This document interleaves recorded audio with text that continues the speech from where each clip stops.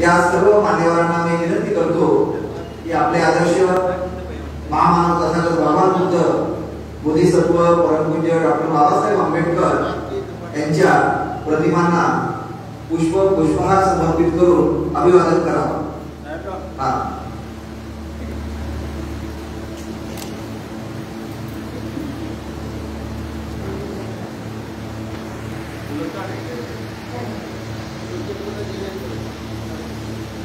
जयंती मंडळाचे पदाधिकारी यांना विनम्र सूचना आहे. भदंत डॉक्टर गुप्तजी महास्तवीर, ज्येष्ठ आंबेडकरी विचारवंत आदरणीय प्रकाश कांबळे साहेब, पालिकेचे मुख्याधिकारी अजय नरळे साहेब, कार्यक्रमाचे अध्यक्ष प्राचार्य doctor Rajkumar sir, state bank of इंडियाचे मुख्य व्यवस्थापक आदरणीय गोपाळराव काटोले सर, हे बोधिसत्व परमपूज्य डॉक्टर बाबासाहेब आंबेडकर व महामानव तथागत भगवान बुद्ध यांच्या प्रतिमांना पुष्पहार, मेणबत्ती, अगरबत्ती प्रज्वलित करून त्यांच्या विचाराला व कार्याला अभिवादन करत आहेत. जयंती मंडळाचे अध्यक्ष आदरणीय गणेशजी सोनुले, जयंती मंडळाचे सचिव विजय खंडागळे, सहसचिव साहेबराव सोनोने, संघटक भीमा वावळे, त्याचप्रमाणे त्यांची कार्यक्रमाला उपस्थिती आहे असे मिलिंद सोनकांबळे, सामाजिक कार्यकर्ते नागेश शेंगडे,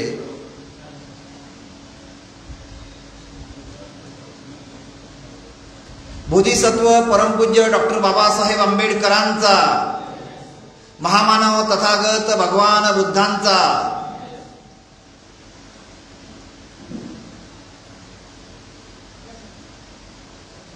भिक्खू संघाचा, पंचरंगी धम्मध्वजाचा,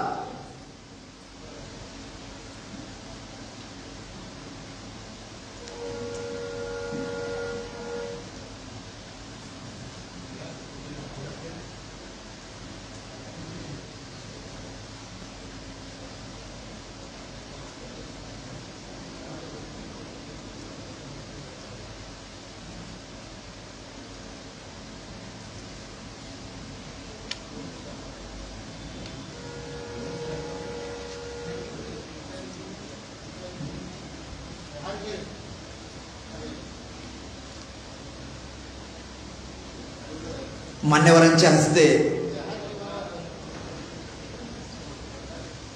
बोधिसत्व परमपूज्य डॉक्टर बाबासाहेब आंबेडकर यांच्या पुतळ्याला पुष्पहार समर्पित करण्यात येत आहे. टाळ्यांच्या गजरामध्ये आपण जय जयकार करायचा आहे.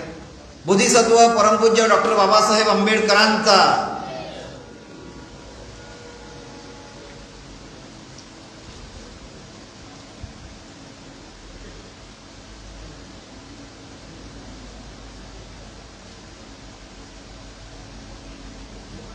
सर्व मान्यवरांना विनम्र विनंती आहे की आपण स्थानापन्न व्हावं.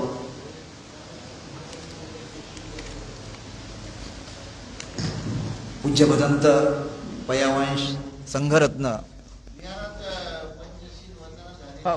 कार्यक्रम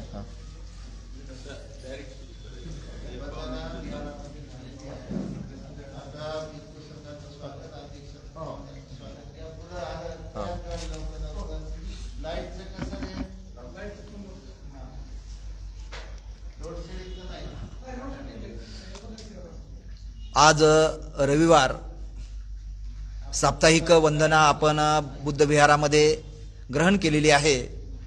अधिकचा विलंब न लावता आपण कार्यक्रमाला सुरुवात करणार आहोत.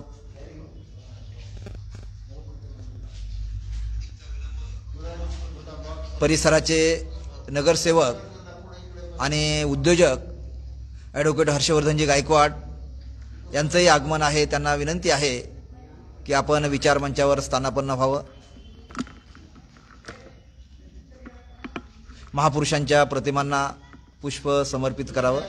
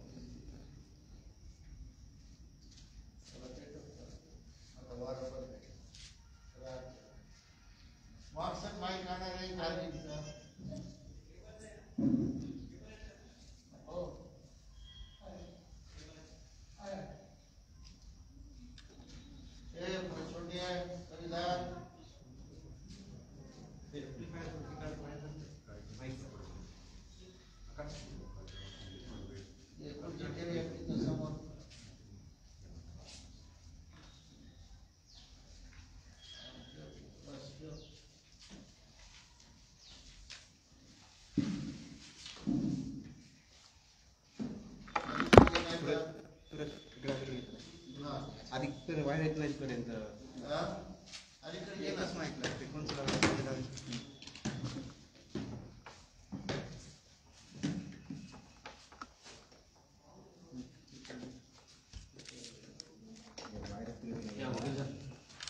तू काढला तर मग याच्यापासून कुंडीतून काढतो तिथं कुंडी इकडे तर ते कुंडी हा माहिती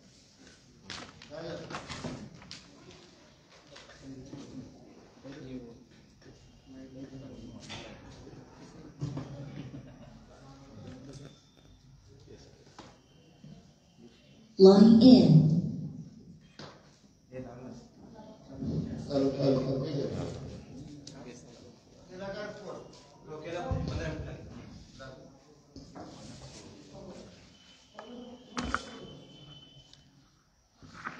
सर्वप्रथम पूजनीय भिक्खू संघाचं स्वागत करण्यासाठी महिला मंडळाच्या पदाधिकारी उपस्थित आहेत. मंजुषाताई पाटील, सविताताई अहिरे आणि सुमनताई गायकवाड यांना मी विनम्र विनंती करतो, पूजनीय भिक्खू संघाचं आपण पुष्प देऊन स्वागत करावं.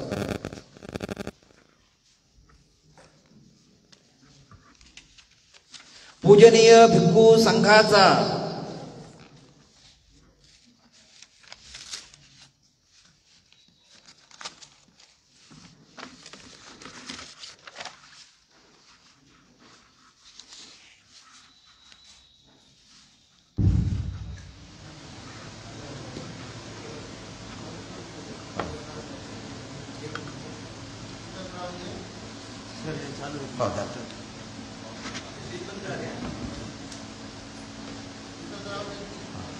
यानंतर आजच्या स्पर्धा परीक्षा प्रशिक्षण शिबिराचे अध्यक्ष गुरुबुद्धी स्वामी महाविद्यालयाचे प्राचार्य, सुप्रसिद्ध लेखक आदरणीय प्राचार्य डॉक्टर राजकुमार सर यांचं स्वागत करण्यासाठी जयंती मंडळाचे अध्यक्ष आदरणीय गणेश सोनुले, सचिव विजय खंडागळे यांना मी विनंती करतो की आपण आजच्या कार्यक्रमाचे अध्यक्ष प्राचार्य डॉक्टर राजकुमार सर यांचं शाल पुष्पहार देऊन हार्दिक स्वागत करावं. प्राचार्य डॉक्टर राजकुमार सर एक 32 वर्षापासून पूर्णा येथील गुरुबुद्धी स्वामी महाविद्यालयामध्ये अध्यापनाचं काम करतात. गेल्या 5 वर्षापासून ते प्राचार्य आहेत. एक आंतरराष्ट्रीय दर्जाचे लेखक आहेत आणि विद्यापीठाच्या कमिटीवर एक तज्ज्ञ अभ्यासक म्हणून त्यांची त्या ठिकाणी नियुक्ती आहे. त्यांचं जयंती मंडळातर्फे पूर्णवाशांच्या तर्फे हार्दिक स्वागत करण्यात येत आहे.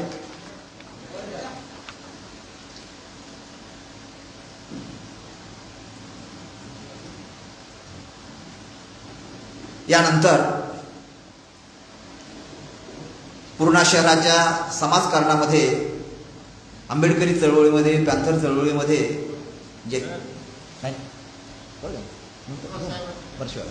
यानंतर नगरपालिकेचे एक कर्तव्यदक्ष मुख्याधिकारी कालच्या कार्यक्रमामध्ये आपण त्यांचा यथोचित सन्मान केलेलाच आहे आणि पूर्णा नगरपालिकेचा कारभार हाती घेतल्यानंतर त्यांनी जी तत्परता दाखवली यावरून निश्चितचपणे एक पूर्णा शहराला वैभवाच्या दिशेने ते घेऊन जाणार आहेत.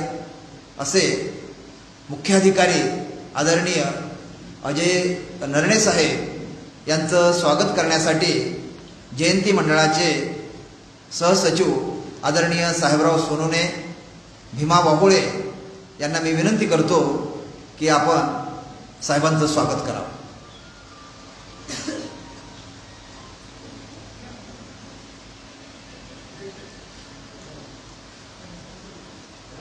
आदरणीय अजय नरणे हो हो हा पत्रकार मोहन लोखंडे, त्यानंतर आदरणीय मुकुंद पाटील यांना सुद्धा विनंती आहे या स्वागतामध्ये आपण सहभागी व्हायचं आहे.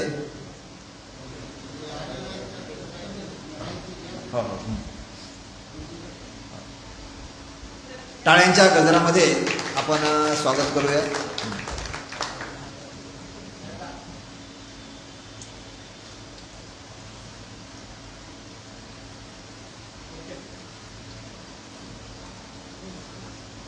यानंतर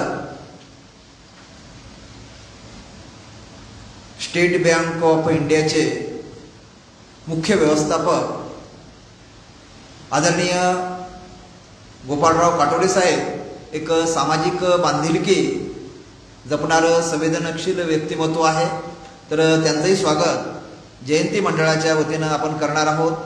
आदरणीय दिलीप गायकवाड साहेब, मिलिंद सोनकांबळे, आदरणीय नागेश हेंगडे यांना मी विनंती करतो की आपण आदरणीय काटोले साहेबांचं शाल पुष्पहार देऊन स्वागत करावं.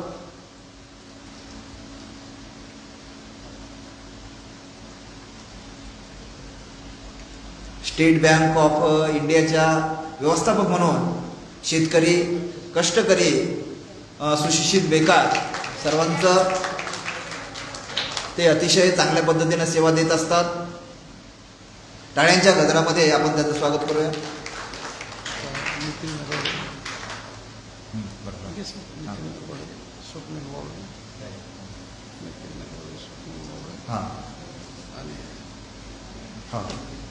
यानंतर रिपाईचे ज्येष्ठ नेते, आंबेडकरी विचारवंत, मार्गदर्शक आदरणीय प्रकाश कांबळे साहेब यांचं स्वागत. प्राध्यापक नितीन नरवडे, विकी सोनकांबळे, विकी स्वप्नील वाहुळे यांना विनंती आहे की आपण ॲडव्होकेट हर्षवर्धनजी गायकवाड यांचं स्वागत करा.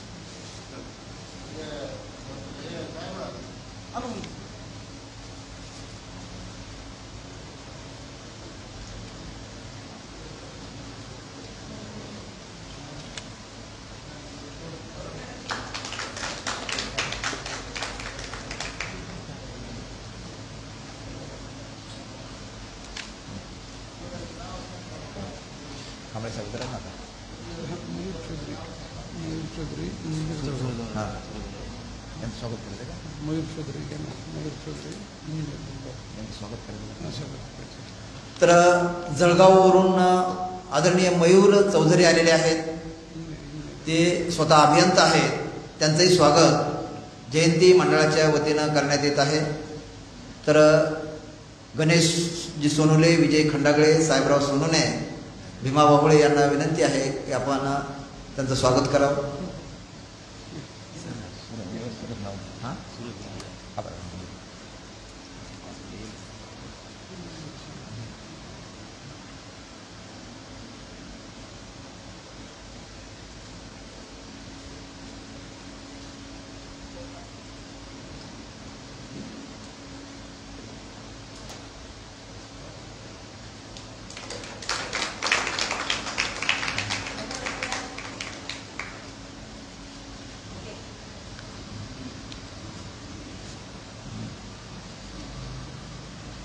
झाले सर्व आता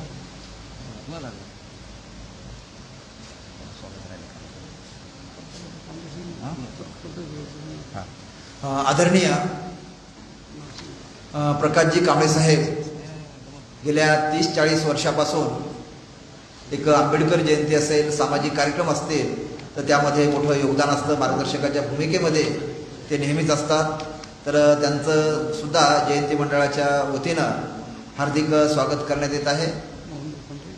तर त्यांचं स्वागत करण्यासाठी तर डॉक्टर त्यानंतर विजय सातोरे, आदरणीय जोडपे साहेब, या सर्वांना विनंती आहे की आपण साहेबांचं स्वागत करावं. भीमा बाबुळे यांना सुद्धा विनंती आहे की आपण या स्वागतामध्ये सहभागी व्हावं.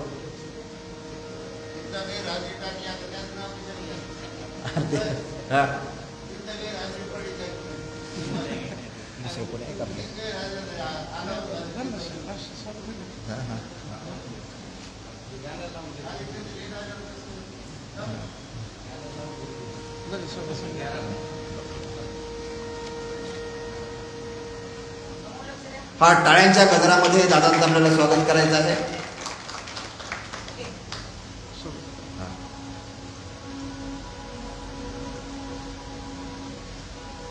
तर हा छोटेखानी स्वागताचा समारंभ संपत आहे. यानंतर प्राध्यापक नितीन नरवडे जे या ठिकाणी अभ्यासिका चालवली जाते, या अभ्यासिकेचं ते व्यवस्थापन पाहतात आणि अध्यापनाचं कार्यसुद्धा एक DED कॉलेजमध्ये ते करत असतात. एक हुशार आणि विद्यार्थ्यांना मार्गदर्शन देण्याचं काम या ठिकाणी करतात. नितीन नरवडे यांना मी विनंती करतो की आजच्या कार्यक्रमाचा आपण प्रस्तावित करावा.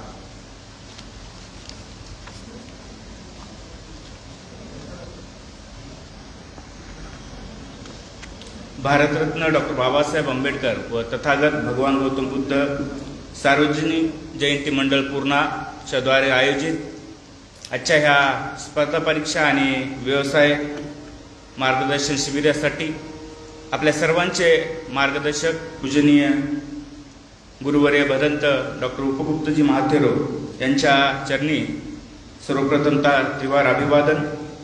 आजच्या या कार्यक्रमाचे अध्यक्ष श्री गुरुबुद्धी स्वामी महाविद्यालयाचे प्राचार्य आदरणीय डॉक्टर के राजकुमार सर, मंचावरती आसनस्थ असलेले पूर्णा नगरपालिकेचे मुख्याधिकारी माननीय अजयजी नळे सर, त्याचप्रमाणे गोपाल काठोळे सर, शाखा अभियंता भारतीय स्टेट बँक, त्याचप्रमाणे आपल्या सर्वांचे मार्गदर्शक आदरणीय रिपब्लिकन नेते प्रकाशदादा कांबळे, त्याचप्रमाणे ॲडव्होकेट हर्षवर्धनजी गायकवाड आणि उपस्थित सर्व बंधू आणि भगिनींनो, डॉक्टर बाबासाहेब आंबेडकरांच्या जयंतीनिमित्त पूजनीय भंते उपगुप्तजी महाथेरो यांच्या व्यापक आणि दूरदृष्टी असलेल्या नियोजनाखाली हा संपूर्ण सोहळा होतो आहे. वैचारिक कार्यक्रमही होत आहेत, सांस्कृतिक कार्यक्रमही होत आहेत आणि भविष्याचा वेध कशा पद्धतीनं घ्यावा ह्या दृष्टिकोनातून आजच्या ह्या कार्यक्रमाचं आयोजन करण्यात आलेलं आहे. आजचं हे जग स्पर्धेचं जग आहे आणि ह्या स्पर्धेच्या जगामध्ये आपण सर्व टिकलो पाहिजे, ह्या अनुषंगाने आजच्या ह्या कार्यक्रमाचं नियोजन भंतेजींच्या मार्गदर्शनाखाली करण्यात आलेलं आहे. मी मंचावर उपस्थित मान्यवरांना सांगू इच्छितो की बुद्धविहाराच्या ह्या परिसरामध्ये अभ्यासिका चालते, जी अभ्यासिका 2 खोल्यांमध्ये आहे. एक मुलींसाठी स्वतंत्र बैठक व्यवस्था आहे आणि मुलांसाठी स्वतंत्र बैठक व्यवस्था आहे.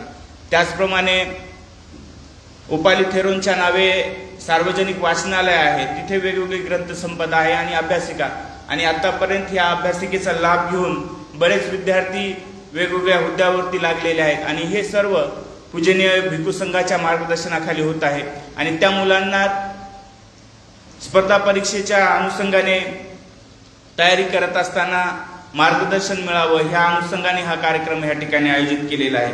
2 वर्ष झालं करोनाचा काळ आहे.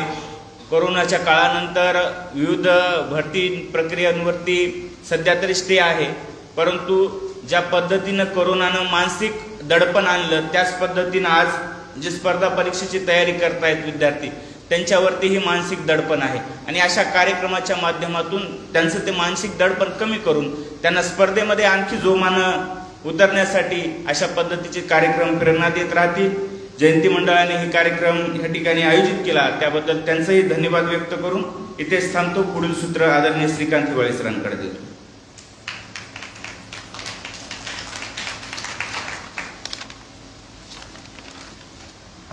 तर आपल्या प्रास्ताविकामध्ये नितीन यांनी जे विहार आहे फक्त धम्माचे संस्कार नाही, तर पूर्ण शहराला परिसराला जी काळाची गरज आहे तर ती ओळखून पूज्य भदंत डॉक्टर उपगुप्तजी महास्तवीर यांनी निर्वाणास्त भंतेजी उपाली थेरो यांच्या नावानं वाचनालय आहे आणि या वाचनालयामध्ये जवळपास 20,000 ग्रंथाची ग्रंथसंपदा आहे. त्यामध्ये स्पर्धा परीक्षा आणि अगदी महापुरुषांच्या जीवनचरित्रापासून तर संशोधकाच्या त्यांच्या संशोधनापर्यंत प्रत्येक माहिती या ग्रंथालयामध्ये आहे. 2 अभ्यासिका आहेत मुलींसाठी आणि मुलांसाठी आणि विशेषतः सर्व जाती धर्माची मुलं या अभ्यासिकेमध्ये त्या ठिकाणी अध्ययन करतात. अतिशय गरीब घरची मुलं. मागं एकदा अनौपचारिक याच्यामध्ये भंतेजींनी आम्ही सर्व कार्यकर्ते बसलो होतो, तर एक विद्यार्थी या स्पर्धा परीक्षेमध्ये तो तयारी करत होता. दुपारची वेळ होती, तो जेवण करत होता. त्याने गावाकडून चटणी आणि भाकर आणली होती. तर भंतेजींनी त्याला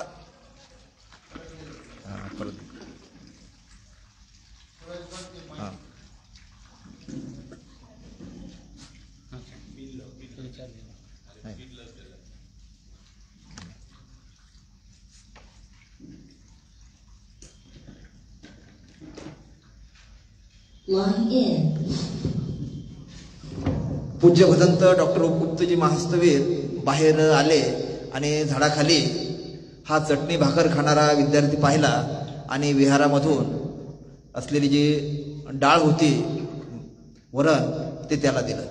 तर अशा पद्धतीनं एक मानवतेचा स्पर्श, संवेदनक्षमता, तर यामधून हा जो विद्यार्थी आहे मी ज्या ठिकाणी शिक्षण घेतो म्हणजे शिकवत होतो धनगर टाकळी या ठिकाणी, तो विद्यार्थी आता पुण्याला PSI म्हणून त्याची नियुक्ती आहे.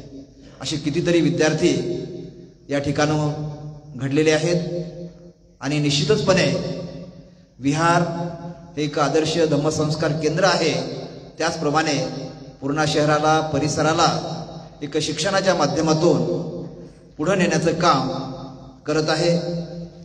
यानंतर आदरणीय गोपाळराव काटोले सर आपणाला यथोचित मार्गदर्शन करणारच आहेत. तर त्या अगोदर त्यांचा एक थोडक्यात परिचय मी या ठिकाणी देत आहे. तर एका शेतकरी मध्यमवर्गीय कुटुंबामध्ये साहेबांचा जन्म झाला. म्हणजे विदर्भामधील अकोट ही त्यांची जन्मभूमी आणि वडिलांचे संस्कार, राष्ट्रसंत तुकडोजी महाराजांचे संस्कार, गाडगे महाराजांचे संस्कार, त्यानंतर त्या ठिकाणी डॉक्टर बाबासाहेब आंबेडकरांचे संस्कार, पंजाबराव देशमुखांचे संस्कार हे त्यांच्यावर झाले आणि त्यामधून सामाजिक बांधिलकीमधून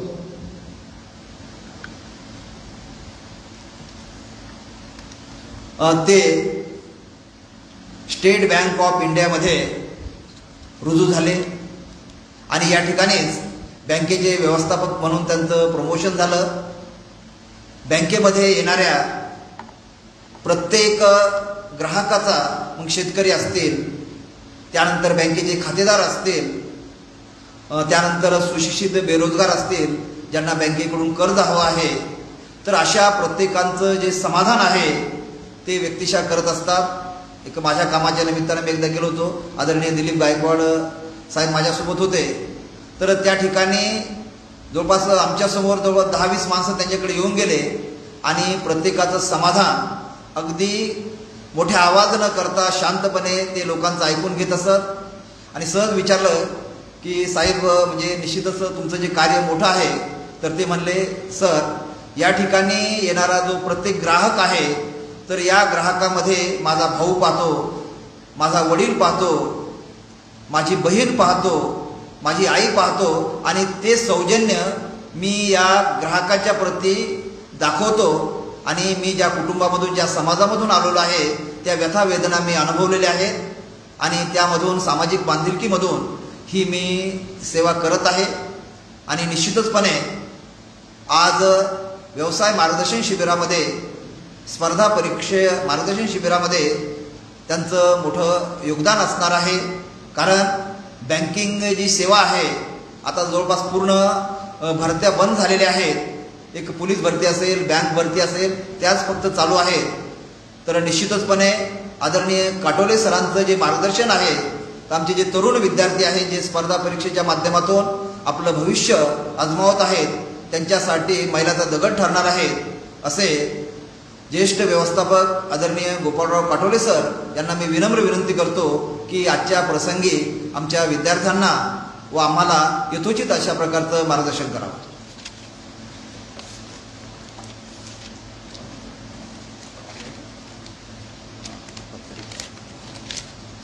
साहेब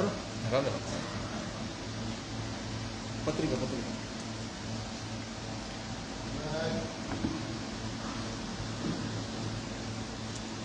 महाकारुणिक तथागत भगवान गौतम बुद्ध, आधुनिक भारताचे शिल्पकार भारतरत्न विश्वरत्न डॉक्टर बाबासाहेब आंबेडकर यांच्या चरणी सर्वप्रथम मी त्रिवार अभिवंदन करतो. आपले मार्गदर्शक भंतेजी, जयंती मंडळाचे अध्यक्ष प्रकाशजी कांबळे, मंचकावर उपस्थित आजच्या कार्यक्रमाचे अध्यक्ष प्राध्यापक डॉक्टर के राजकुमार, नगरपालिका पूर्णाचे मुख्याधिकारी श्रीकांतजी हिवाळे सर, महाबोधी चॅनलचे सर्व आपले स्टाफ आणि प्रदीपजी नन्नावरे. आज जवळपास विहारामध्ये हा माझा तिसरा चौथा बोलण्याचा प्रसंग आहे. तर म्हणजे या निमित्ताने मी सांगू इच्छितो की भंतेजी यांनी ज्या पद्धतीनं समाज जोडण्याचं किंवा विविध उपक्रम जे आहेत ते समाजापर्यंत पोहोचवण्याचं जे त्यांचं दूरदृष्टी आहे, अशी सामाजिक बांधिलकी, आता मी खूप वर्ष झाले बँकिंगमध्ये सेवा देत आहे सर, पण मी अशी सामाजिक बांधिलकी, अशी तळमळ याआधी कुठं बघितलेली नाही आहे. तर हे असेच कार्य जे आहे त्यांच्या हातून पुढे पण घडत राहो. सर्वजण म्हणतात की आजचं युग जे आहे ते स्पर्धेचं युग आहे. खरी गोष्ट आहे, स्पर्धेचं युग आहे. स्पर्धा परीक्षेच्या माध्यमातून आता ज्या नोकऱ्या, कुठंही शासकीय नोकरी म्हणा किंवा कोणत्याही नोकरी जर आपल्याला पाहिजे असेल तर त्यासाठी आपल्याला स्पर्धा परीक्षेला सामोरं जावंच लागतं. तर अनेक माध्यमातून शासन नोकर भरती करत असते. नोकरी जी असते ती आपल्या एक उपजीविकेचं साधन असते. आपण ज्या परिस्थितीतून परिस्थिती जी आपली आहे त्याच्यामधून वर निघण्याचं आपल्याला ते एक साधन आहे. एक व्यवसायाचं उपजीविकेचं साधन म्हणून आपण नोकरीकडे पाहतो.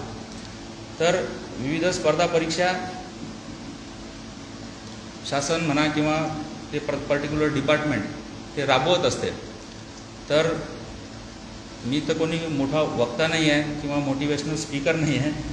तर माझ्या जे स्वतःचे अनुभव आहेत हे मी तुमच्यासमोर काही सांगणार आहे, जेणेकरून ते तुम्हाला लाभदायी ठरतील. स्पर्धा परीक्षा म्हटलं म्हणजे आपल्या डोक्यात जनरली येते MPSC, UPSC असतात, बँकिंग असतात किंवा इतर परीक्षा असतात. काठिण्य पातळी जी असते परीक्षांची ती वेगवेगळी असते. जसे की UPSCची एक्झाम आहे ती जरा कठीण मानल्या जाते. आपल्यामध्ये प्रशासकीय सेवेत जे अधिकारी रुजू होतात, IAS, IPS असतात, त्याच्यामधून निवडले जातात. तर त्याची काठिण्य पातळी जरा जास्त असते. त्यानंतर राज्यसेवेची परीक्षा असते किंवा MPSC आपण ज्याला म्हणतो. तर या विविध परीक्षा जो एक सामान्य ग्रॅज्युएट माणूस आहे तो देऊ शकतो.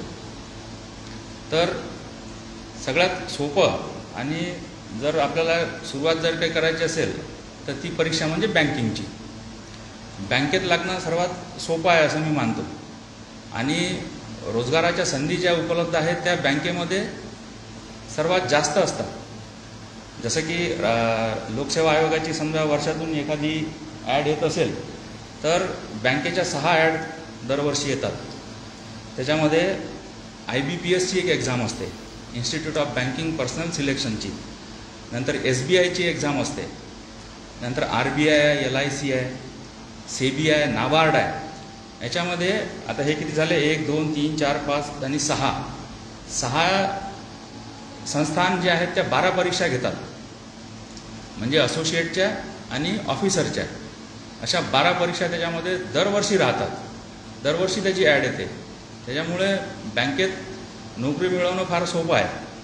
फक्त त्यासाठी काय आपल्याला मनामध्ये एक विचार करावा लागेल, जिद्द ठेवावी लागेल की नाही मला बँकेत लागायचं आहे, मला एक्झाम द्यायची आहे, मला ती क्लिअरच करायची आहे. हा जर हेतू आपण ठेवला तर आपलं यश निश्चित आहे. याच्यामध्ये कट ऑफ पण काही जास्त नसतो.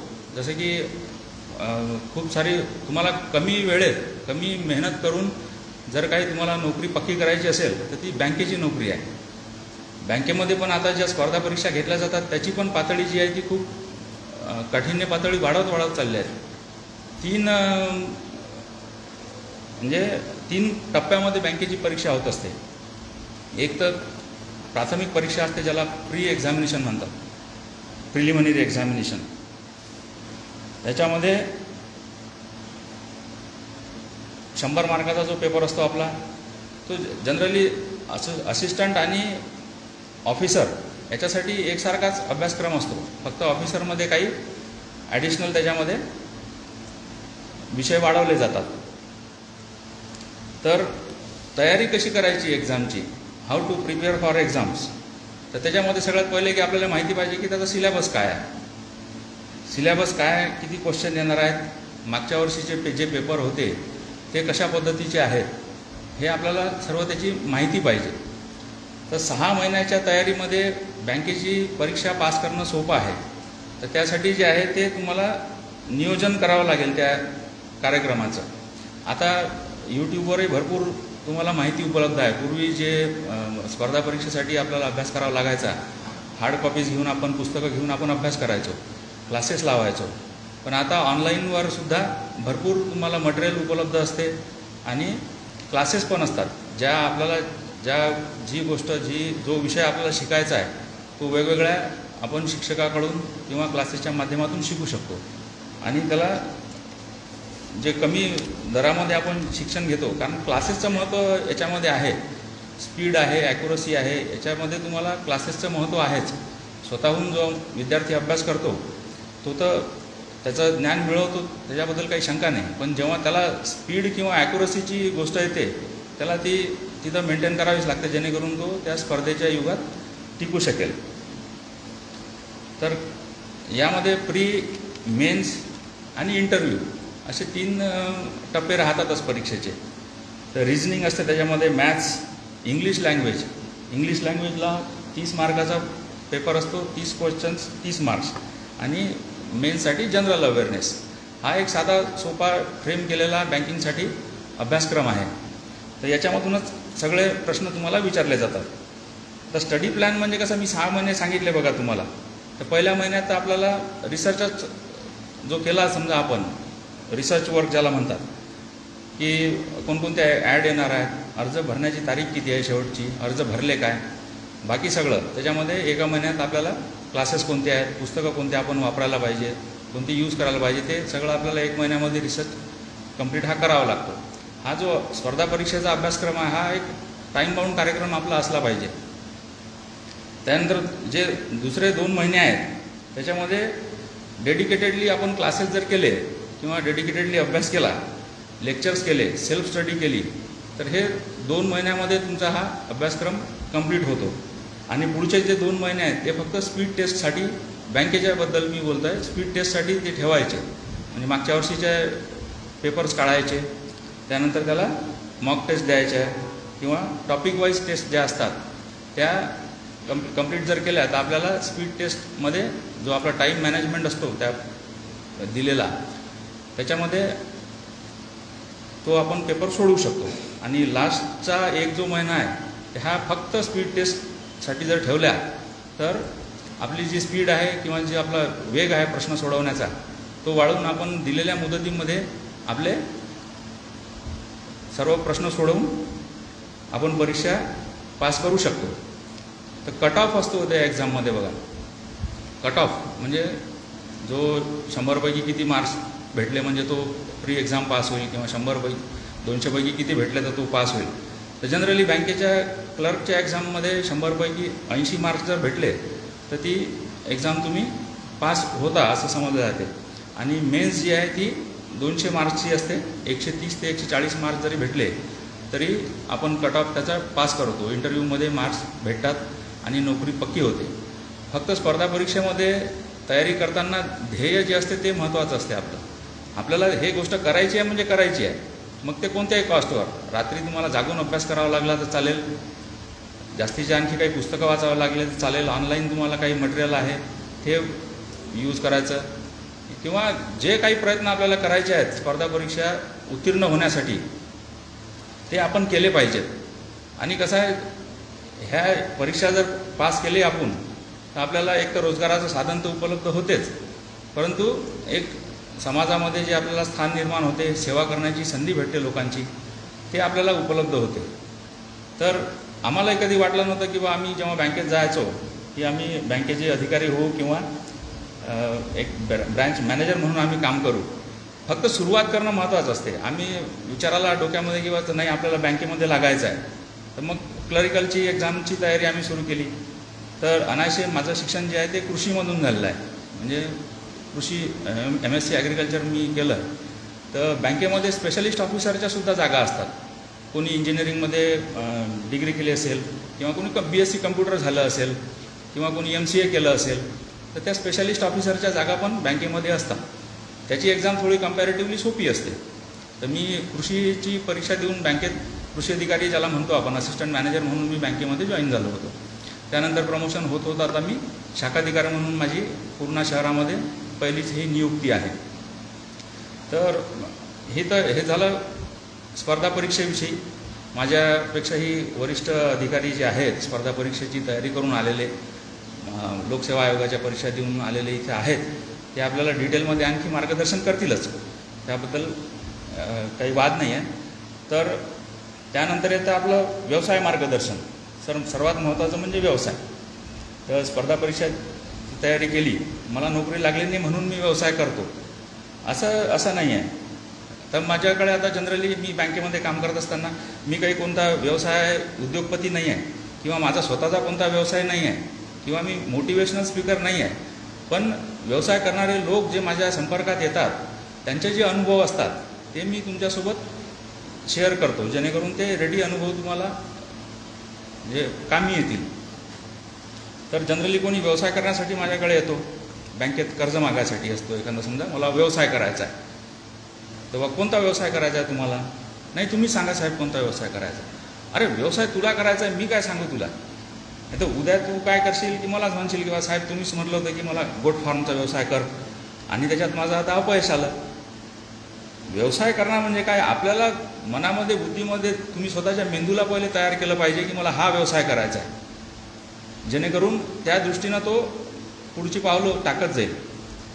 दुसरी एक जनरली हे राहते व्यवसाय करणाऱ्यांची की माझ्याकडे भाग भांडवलच नाही आहे आणि बँक मला कर्ज देत नाही. मी तर खूप चक्रा मारल्या बँकेत, पण बँक काही मला कर्ज देत नाही. तर मी काय म्हणतो, आपल्याकडे जर कोणी 10,000 रुपये मागायसाठी आला तर आपण काय विचार करतो किंवा हा माझ्या किती जुना ओळखीचा आहे, हा माझे पैसे परत करेल का नाही. हा जर समजा नसला पुढे तर याच्याऐवजी हे पैसे कोण परत करेल. तसंच बँकेचं पण आहे. बँक कशासाठी बसली आहे तिथं? व्यवसाय करण्यासाठी. बँकिंग जो असतो तो डिपॉझिट तुमच्याकडून घेतो आणि कर्ज म्हणून दुसऱ्याला वाटतो. तो जो कर्ज म्हणून पैसा वाटणारा आहे दुसऱ्याला, तो हा कोणाचा तरी डिपॉझिट ठेवलेला पैसा आहे बँकेमध्ये, आपल्याच कोणा भावबंधाचा त्याने डिपॉझिट म्हणून ठेवला आहे. तर बँक अधिकाऱ्याचं किंवा बँकेचं ते प्रथम कर्तव्य असते की बा मी हे जे पैसे एखाद्याला व्यवसाय करण्यासाठी किंवा कर्ज रूपात आम्ही जेव्हा देऊन राहिलो तेव्हा हे पैसे परत आले पाहिजे व्याजासहित, आणि बँकेला तर नफा झालाच पाहिजे, पण जे ठेवीदारांचे पैसे आहेत हे सुद्धा सुरक्षित राहिले पाहिजे, हा त्यामागचा उद्देश असतो.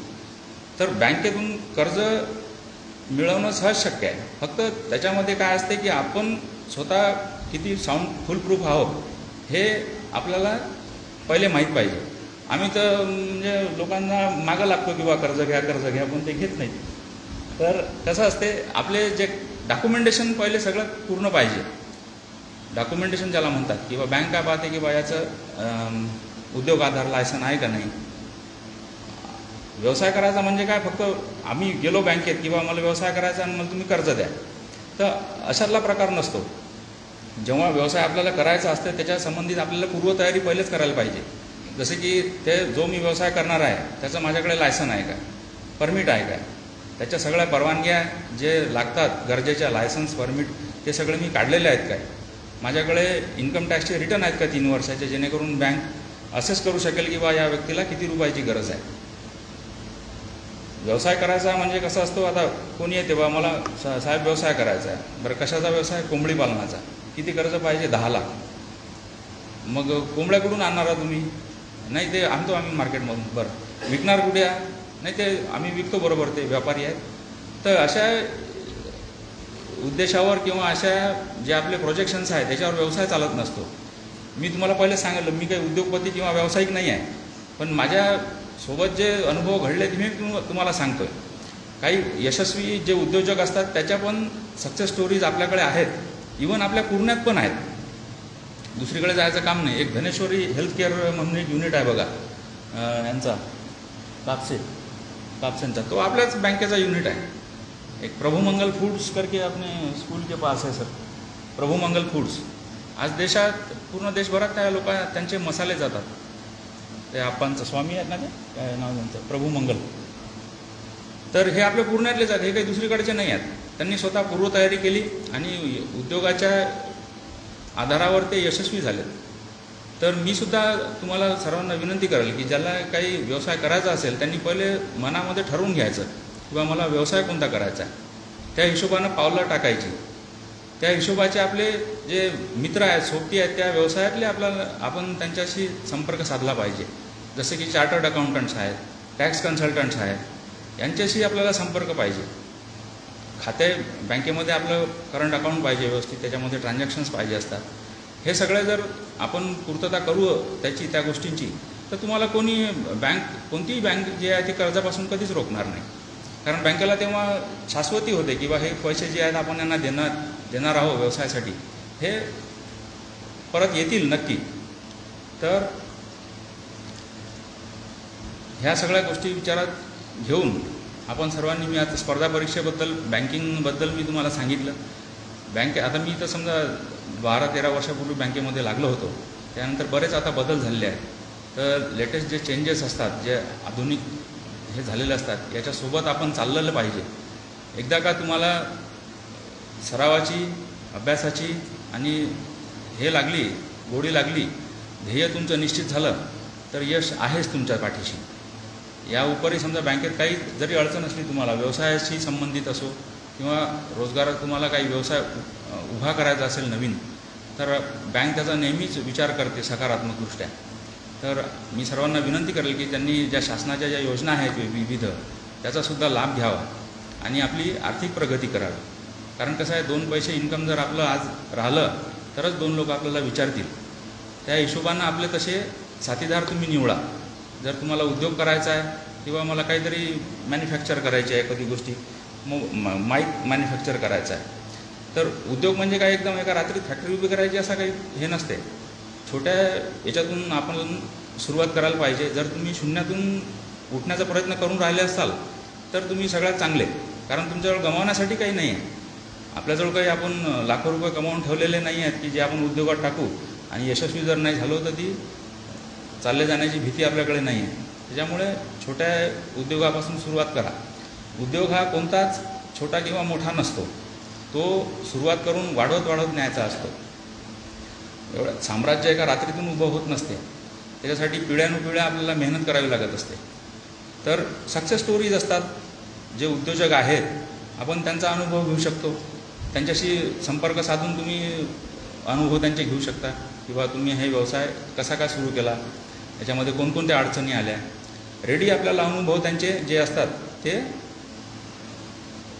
अनुभवाला भेटतात आपल्याला आणि त्याच्यापासून आपल्याला शिकायला भेटते. तर मी तर काही जास्त वक्ता नाही आहे, म्हणजे बोलण्याची सवय नाही आहे. बाकी आणखी मार्गदर्शक आपले तुम्हाला मार्गदर्शन करतीलच. पण बँकेसंबंधी सुद्धा तुम्हाला काही जर अडचण असली तर कधी पण तुम्ही बँकेत येऊन मला भेटू शकता. माझ्या कॅबिनचा दरवाजा कधी सामान्य ग्राहकासाठी बंद नसतो, हे मी तुम्हाला सांगून ठेवतो. तर कधी या बँकेत. स्पर्धा परीक्षेबद्दलही मार्गदर्शन काही लाभलं तर मी तुम्हाला नक्कीच करेन. आणि व्यवसायासाठी तर बरं आम्ही आहेच तिथं. तुम्ही व्यवसाय करा, बँकसुद्धा व्यवसाय करेल, तिचा पण भरभराट होईल. असं एवढंच बोलून मी माझे 2 शब्द संपवतो. पूज्य भदंत उपगुप्तजी यांनी मला बोलण्याची संधी दिली आणि नेहमी जी त्यांची तळमळ जी असते ना ती आपण समजून घेतली पाहिजे थोडी. एवढे ते कार्यक्रम अरेंज करतात, एवढं विविध अधिकाऱ्यांशी त्यांचे एवढे चांगले संबंध आहेत आणि त्यांना नेहमी तळमळ वाटते की बा आपले जे बांधव आहे, समाज बांधव आहे, त्यांच्यापर्यंत ती माहिती गेली पाहिजे. धार्मिक कार्यक्रम तर भंतेजी करतातच, पण त्याचबरोबर जे काही समाजामध्ये ज्या घटना घडत आहेत किंवा ज्या संधी उपलब्ध आहेत त्या आपल्या लोकांपर्यंत पोचवा ही त्यांची जी तळमळ आहे ही आपण थोडी लक्षात घेतली पाहिजे आणि त्या दृष्टीनं आपण सुद्धा काम केलं पाहिजे. आपलं ते सुद्धा कर्तव्य आहे. एवढीच मी विनंती करेल आणि सर्वांचे मी एकदा पूर्ण मनपूर्वक आभार मानतो. धन्यवाद.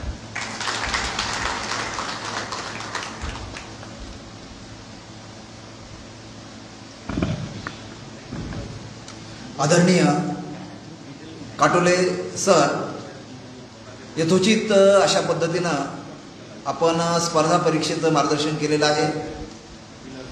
कोणत्याही क्षेत्रामध्ये यशस्वी व्हायचं असेल तर दुर्दम इच्छाशक्ती, प्रचंड आशावा, ध्येयनिश्चिती ही आपणाकडं असली पाहिजे आणि आपलं ध्येय सर्वप्रथम आपण निश्चित केलं पाहिजेत आणि ध्येयाचा पाठलाग करत असताना जिद्द, चिकाटी हे गुण असले पाहिजे. व्यवसायाचं सुद्धा त्यांनी आपणाला मार्गदर्शन केलेलं आहे. व्यवसाय करत असताना व्यवसाय कोणता असा निवडावा, त्या ठिकाणी कशा पद्धतीनं आपण कार्य करावं. ज्यावेळी आपल्या खिशामध्ये 4 पैसे असतात त्यावेळी आपली किंमत असते आणि आपल्या माध्यमातून, व्यवसायाच्या माध्यमातून इतरांना सुद्धा फायदा होत असतो. अतिशय मोलाचं मार्गदर्शन आदरणीय काटोले साहेबांनी आपणाला केलेलं आहे. त्यांच्या मार्गदर्शनाचा निश्चितपणे आमचे जे तरुण विद्यार्थी आहेत ते घेतील. त्यांच्यामधून बँकेमध्ये अधिकारी होतील आणि काही यशस्वी उद्योजकसुद्धा होतील. कारण साहेब जरी एक प्रोफेशनल वक्ते जरी नसले तरी त्यांच्या अंतःकरणामध्ये जी तळमळ आहे तर ती निश्चितच घेण्यासारखी आहे. तर यानंतर आपले दुसरे जे मार्गदर्शक आहेत, पूर्णा नगरपालिकेचे मुख्याधिकारी आदरणीय अजय नरळे साहेब, तर महाराष्ट्र लोकसेवा आयोगामार्फत मुख्याधिकारी म्हणून त्यांची नियुक्ती झालेली आहे आणि कालच त्यांचा आपण सत्कार केला शांतीनगर या ठिकाणी. आणि त्यावेळी त्यांनी महापुरुषांविषयी आणि विशेषतः डॉक्टर बाबासाहेब आंबेडकरांविषयी जी कृतज्ञता व्यक्त केली ती शब्दाच्या पलीकडची आहे. त्यांनी सांगितलं, माझं जे शिक्षण आहे तर डॉक्टर बाबासाहेब आंबेडकर हायस्कूल, त्यानंतर जे इंजिनिअरिंगचं शिक्षण जे आहे तर डॉक्टर बाबासाहेब आंबेडकर तंत्रनिकेतन विद्यापीठ जे कोकणामध्ये आहे या ठिकाणी झालं. आणि कमालीची सामाजिक बांधिलकी ते पाळत असतात आणि जयंतीच्या निमित्तानं त्यांच्या कार्याचा आपल्याला परिचय आलेला आहे. आदरणीय अजय नरळे साहेबांना मी विनंती करतो की आजच्या प्रसंगी आमच्या विद्यार्थ्यांना व आम्हाला यथोचित अशा प्रकारचं मार्गदर्शन करावं.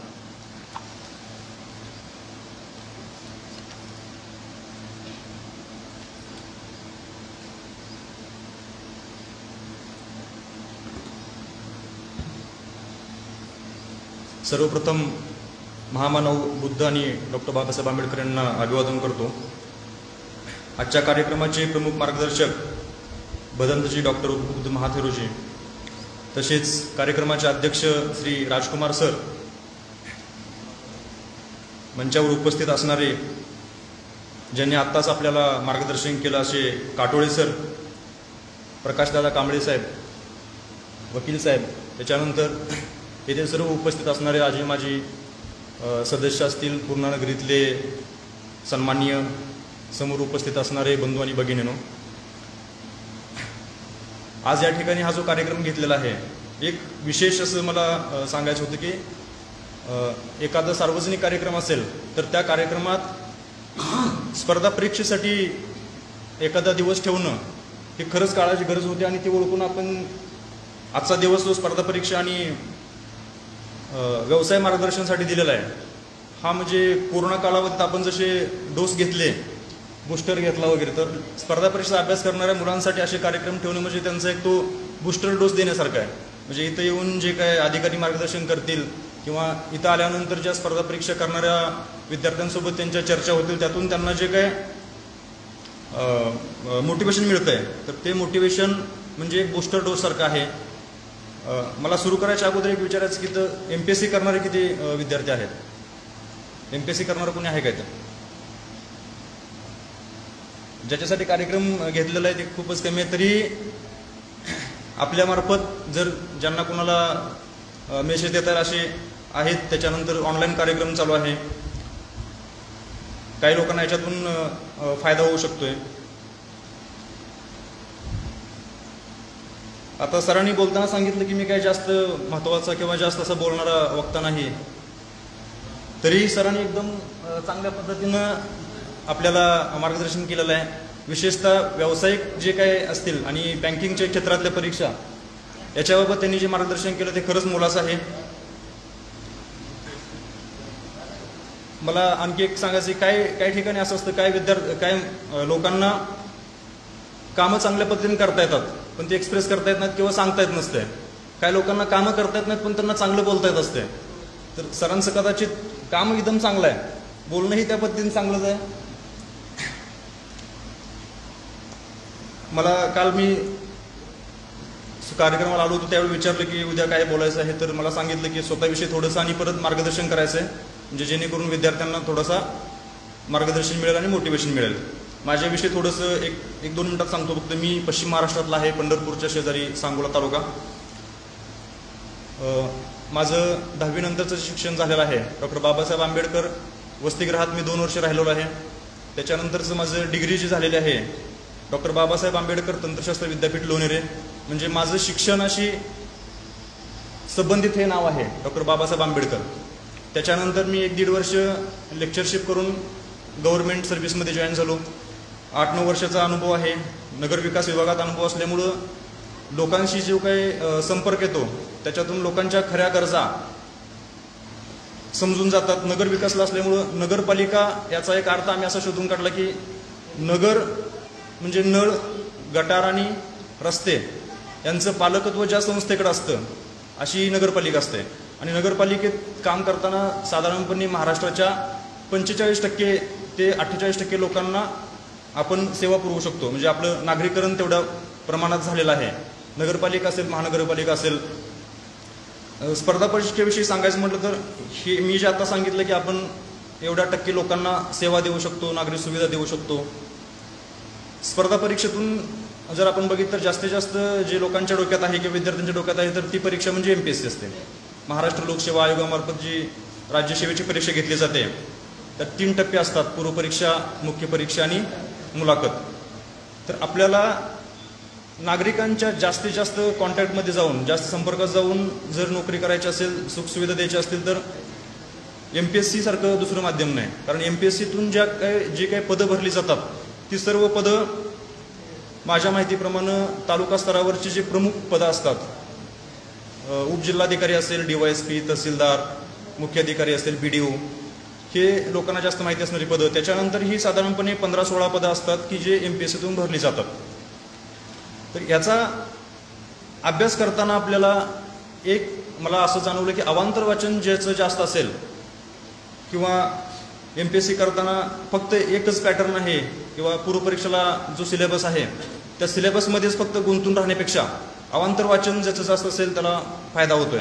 मी ज्यावेळी तयारी करत होतो त्यावेळी एका लेक्चरला गेलो होतो तर तिथल्या व्याख्यात्यानं सांगितलं की एनिथिंग अंडर दी सन, म्हणजे आपला असा अभ्यास पाहिजे की सूर्याच्या खाली जे आहे ते सगळं आपल्याला माहिती करून घ्यायचं. जर आपली इच्छा असेल तर आपण कोणतीही परीक्षा म्हणजे फेल होऊ शकत नाही, तिथं जाऊन आपण सक्सेस मिळवू शकतो. आणखी दुसरा एक विषय, जर आपल्याला इंटरेस्ट नसेल, समजा आता कुणी तर करतंय म्हणून जर आपण करणार असेल किंवा आपल्याला इंटरेस्ट असेल, व्यवसाय करायचा आहे आणि आपल्याला घरचे सांगतात की तू इंजिनिअरिंग केलेस, कंपनीत थांब किंवा MPSC कर, आणखी कोणत्या एक्झाम दे, पण तुम्हाला जर खरंच जर इंटरेस्ट असेल, व्यवसाय करण्यात असेल, काही जणांना शेती करण्यात इंटरेस्ट असेल, काही जण व्यवसाय करण्यात असेल, कुणाला बँकिंगमध्ये असेल, तर आपल्याला जिथं इंटरेस्ट आहे त्याच फील्डमध्ये जाणं खरं तर योग्य असतं. आणि इंटरेस्ट माणसाला कशातून मिळतो तर ज्या फील्डमध्ये त्याचे घरचे असतील, मित्र असतील, तर आपण ज्या गोष्टी अनुभवतो लहानपणापासून, ज्या गोष्टी आपण समोर बघत आलेलो असतोय, तर अशाच गोष्टीत जास्त लोकांना इंटरेस्ट असतो. आणि भरपूर ठिकाणी असं होतं की वडील एका फील्डमध्ये असतील तर त्या फील्डमध्ये जाऊ नको असं घरचेच काही वेळा सांगत असतात. काही ठिकाणी उलटही असते, वर्षानुवर्षे तेच गोष्टी करत चालत आलेल्या असतात. हे टाळून आपल्याला ज्या गोष्टीत इंटरेस्ट आहे त्याच गोष्टी आपण स्वीकारल्या पाहिजे, त्याचाच अभ्यास केला पाहिजे. MPSC अभ्यास करताना आणखी एक गोष्ट महत्त्वाची आहे की आपण प्लॅन बी ठेवला पाहिजे. म्हणजे समजा आता माझं जर उदाहरण सांगायचं झालं तर मी 10वी नंतर 12वी नंतर D.Ed करायचं म्हणून माझी तयारी होती. अनपेक्षितपणे CETला स्कोअर चांगला आला म्हणून इंजिनिअरिंगला गेलो. 3rd इयरपर्यंत इंजिनिअरिंगचा चांगला अभ्यास केला, टेक्निकलला भरपूर अभ्यास केला, कंपनीत जायचं. माझं इंजिनिअरिंग झाली 2011ला. 2007ला ॲडमिशन झालं.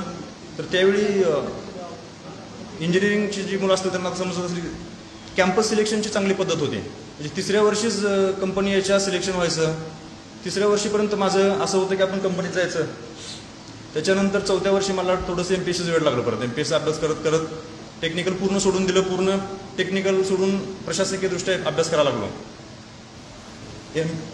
डिग्री झाल्यानंतर काय करायचं म्हणून 1 वर्ष लेक्चरशिप केली आणि अभ्यास चालू होता. लेक्चरशिप करत असल्यामुळं टेक्निकल नॉलेज चांगलं होतं. त्यावेळी एक नगरपालिकाची एक्झाम होती टेक्निकल, तिथं सिलेक्शन झालं टेक्निकल चांगलं असल्यामुळं. परत टेक्निकलचा जॉब करता करता एक गोष्ट लक्षात आली की टेक्निकलला थोडंसं लिमिटेड राहतं आहे. म्हणजे प्रशासकीयदृष्ट्या काम करायला तुम्हाला आवाका भरपूर असतोय. म्हणजे सकाळी उठल्यापासून संध्याकाळी झोपेपर्यंत माणसानं ज्या ज्या गोष्टींची आवश्यकता असते त्या सगळ्या गोष्टी प्रशासनामार्फत पुरवल्या जातात. काही ठिकाणी कमी जास्त प्रमाणात पुरवल्या जात असतील, जसे उपलब्ध होतील त्या पद्धतीने केलं जात असेल. परंतु प्रशासकीयदृष्ट्या काम करायला स्कोप जास्त आहे. तर तरी पण माझं काही प्रशासकीय दृष्टीकडं परत टेक्निकलला गेल्यामुळं इच्छा नव्हती.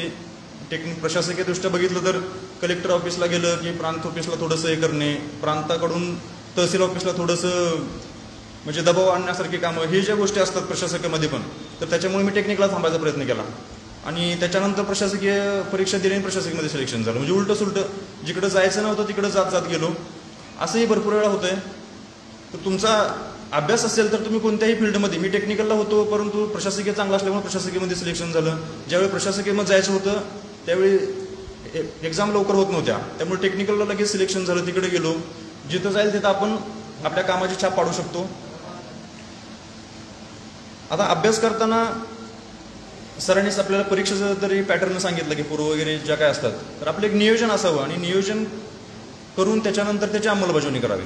म्हणजे समजा तुम्हाला IAS टार्गेट आहे, पण तुमची जर खरंच परिस्थिती नसेल, आता भाषणं देताना प्रत्येकजण सांगतात की होत नसते, ते होत नसते, असं तसं करायलाच पाहिजे, IAS म्हणून बसला तर IAS होईपर्यंत थांबायलाच नाही पाहिजे.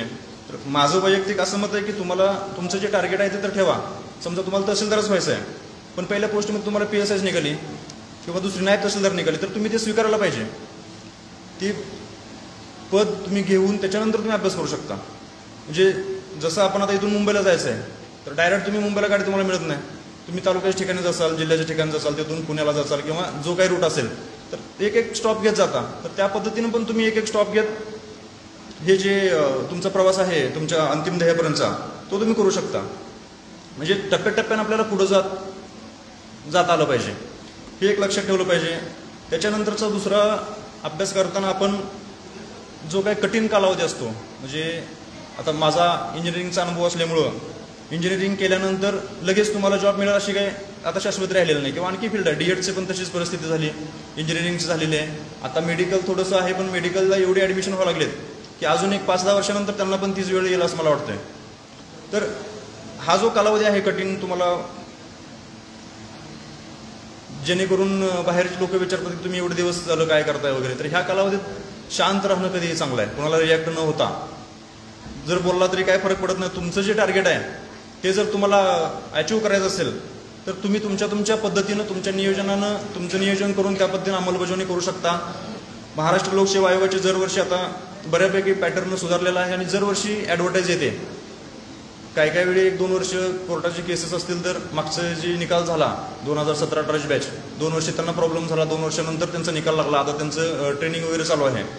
तर ह्या गोष्टी थोड्याशा डोक्यात ठेवायच्या, परंतु दुर्लक्ष करून आपला अभ्यास चालू ठेवायचा. म्हणजे पूर्व परीक्षा आल्यानंतरच पूर्व परीक्षेचा अभ्यास करायचा आणि परत सोडून द्यायचं किंवा PSIला पण फॉर्म भरायचा राज्यसेवेला पण फॉर्म भरायचा, बँकिंगला पण फॉर्म भरायचा आणि एखादा बिझनेस पण करायचा, अशा गोष्टी काही करण्यात अर्थ नसतोय. एक टार्गेट ठेवलं तर ते टार्गेट तुम्ही ठेवून पॅरलली जाऊ शकता. आता दुसरा एक विषय असतो की परीक्षा का द्यायची किंवा कशासाठी.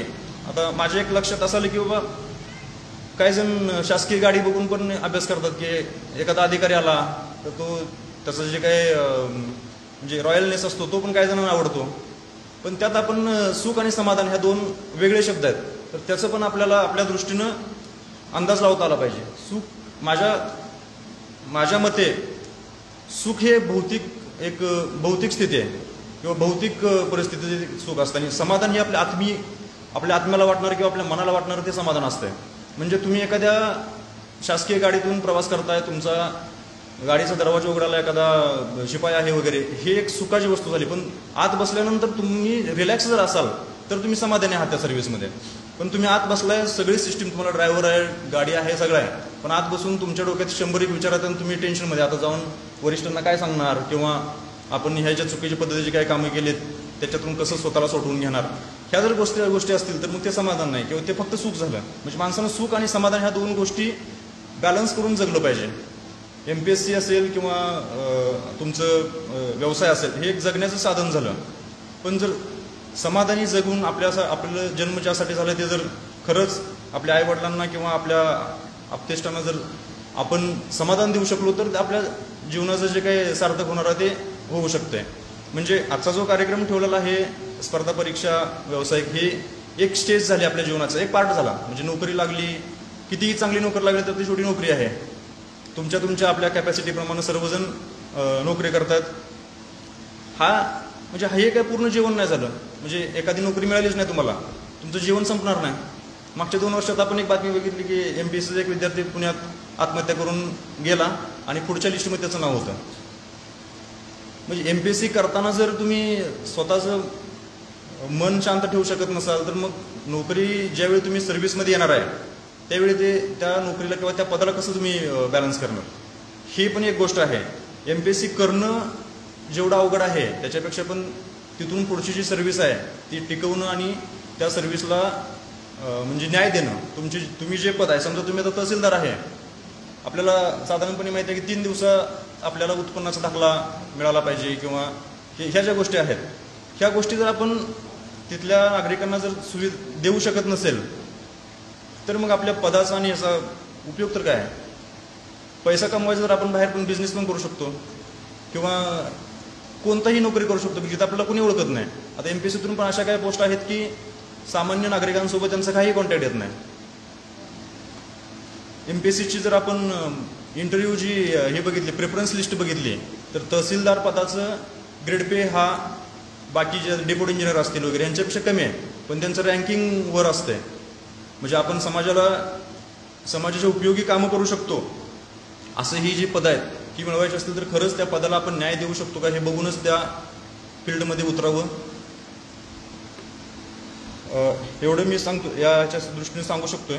त्याच्यानंतर आजचा जो काही कार्यक्रम घेतला, मला खरंच मी सुरुवातीलाच म्हटलं की सांस्कृतिक कार्यक्रमात असा एखादा कार्यक्रम घेणं आणि विद्यार्थ्यांना एक बूस्टर डोस प्रमाणे जर मार्गदर्शन मिळत असेल तर विद्यार्थ्यांना खरंच याचा खूप चांगला फायदा होणार आहे. माझ्यानंतर जे काही वक्ते आहेत ते आपल्याला चांगल्या पद्धतीने आणखी मार्गदर्शन करतील.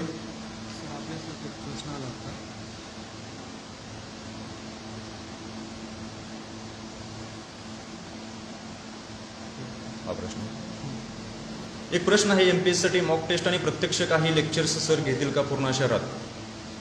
जर इथं तशी सोय असेल, क्लासेस असतील किंवा ग्रंथालय असलं, तर मी जॉईन होऊन 1 महिना झाला, अशी जर सोय असेल आणि विद्यार्थ्यांची संख्या पण असेल, त्या पद्धतीने करण्याची इच्छा असेल तरी माझी तरी काही हरकत नाही. मी माझा वेळ देऊ शकतो.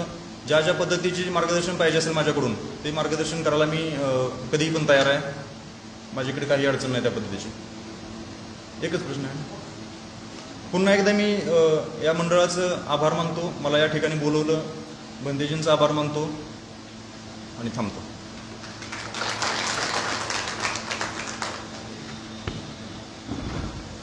पूर्णा नगरपालिकेचे मुख्याधिकारी आदरणीय अजय नरळे साहेब यांनी आपणाला स्पर्धा परीक्षा मार्गदर्शन याविषयी सखोल अशा प्रकारची माहिती दिली. त्यांना खरं म्हणजे D.Ed करून शिक्षक व्हायचं होतं. 12वीला स्कोर चांगला आला, इंजिनिअरिंग केलं. त्यानंतर सांगोल्याला नगरपालिकेमध्ये रुजू झाले. परंतु त्यांची जी इच्छाशक्ती होती की आपल्याला MPSC परीक्षा उत्तीर्ण व्हायचं आणि त्यामधून ते उत्तीर्ण झाले आणि आज ते मुख्याधिकारी म्हणून रुजू आहेत. एक महत्त्वाच्या विषयाला त्यांनी हात घातलेला आहे जो आपल्या सर्वांसाठी अतिशय महत्त्वाचा आहे. सुख आणि समाधान. तुम्ही अधिकारी झालात तर तुम्ही सुखी असाल परंतु समाधानी असलं पाहिजे आणि त्यासाठी आपल्या हातून कोणत्याही प्रकारचं चुकीचं काम अनैतिक काम होऊ नये आणि जर होत असेल तर तुम्ही समाधानी होऊ शकत नाही. तर याविषयी सुद्धा त्यांनी प्रकाश टाकला. पुण्याचं त्यांनी MPSC करणाऱ्या एका विद्यार्थ्याचं उदाहरण दिलं. अतिशय हुशार विद्यार्थी, निकाल लवकर लागत नव्हता, त्यानं आत्महत्या केली. निकालामध्ये तो पास झाला. आणि अशा पद्धतीनं तर आपल्या मनावर नियंत्रण असलं पाहिजे. विद्यार्थ्यांसाठी अतिशय मोलाचं अशा प्रकारचं सरांनी मार्गदर्शन केलं. त्यांच्या मार्गदर्शनातून आपल्या अभ्यासिकेमधून आणि ऑनलाईन बरेच जण हे व्याख्यान ऐकत आहेत. या व्याख्यानाचा निश्चितचपणे फायदा होणार आहे. तर यानंतर अध्यक्षीय समारोप होणारच आहे. त्या अगोदर आजच्या कार्यक्रमाचे जे अध्यक्ष आहेत प्राचार्य डॉक्टर राजकुमार सर यांच्याविषयी मी थोडक्यात परिचय देतो. कारण पूर्णा शहराच्या शैक्षणिक वर्तुळामध्ये सरांचं एक आदरणीय नाव आहे. आपण पाहतो स्वामी रामानंद विद्यापीठ नांदेड आणि या विद्यापीठाअंतर्गत 4 जिल्हे येतात आणि या 4 जिल्ह्यामध्ये अतिशय सर्वोत्कृष्ट महाविद्यालय म्हणून गुरुबुद्धी स्वामी महाविद्यालयाची नोंद आहे. आणि याचं सर्व जे श्रेय आहे तर प्राचार्य डॉक्टर राजकुमार सरांना दिलं जातं. याबद्दल आपण त्यांचं टाळ्या वाजवून स्वागत करतो.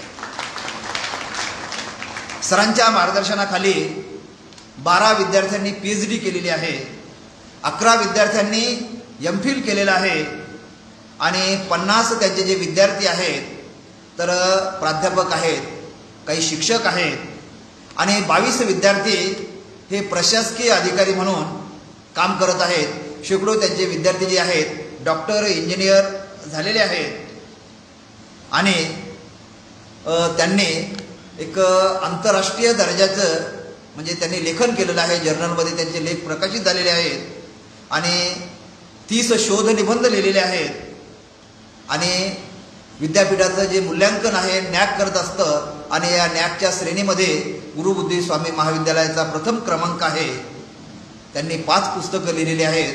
असं विद्वान आणि विद्यार्थीप्रिय म्हणजे संस्था असेल, विद्यार्थी असेल, पालक असेल यामध्ये समन्वय साधणारं एक आदरणीय व्यक्तिमत्व आजच्या कार्यक्रमाला अध्यक्ष म्हणून लाभलेलं आहे. सरांना मी विनम्र विनंती करतो की आजच्या प्रसंगी आमच्या विद्यार्थ्याला व आम्हा सर्वांना यथोचित मार्गदर्शन करावं.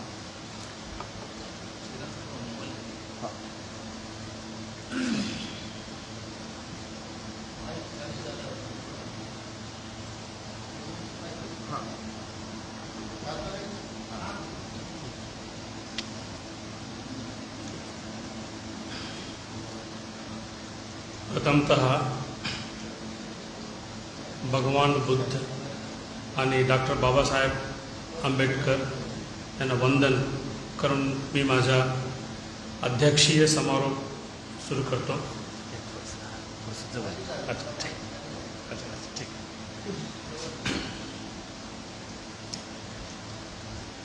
भारतरत्न डॉक्टर बाबासाहेब आंबेडकर व तथागत भगवान बुद्ध सार्वजनिक जयंती मंडल 2022 चे प्रमुख मार्गदर्शक पूजनीय भदंत डॉक्टर उपगुप्त महाथेरोजी आणि जयंती मंडलचा सर्व सन्माननीय पदाधिकारी, अध्यक्ष, कार्याध्यक्ष आणि सर्व सन्माननीय पदाधिकारी आणि पुणेचे प्रतिष्ठित नागरिक आदरणीय प्रकाशजी कांबळे सर,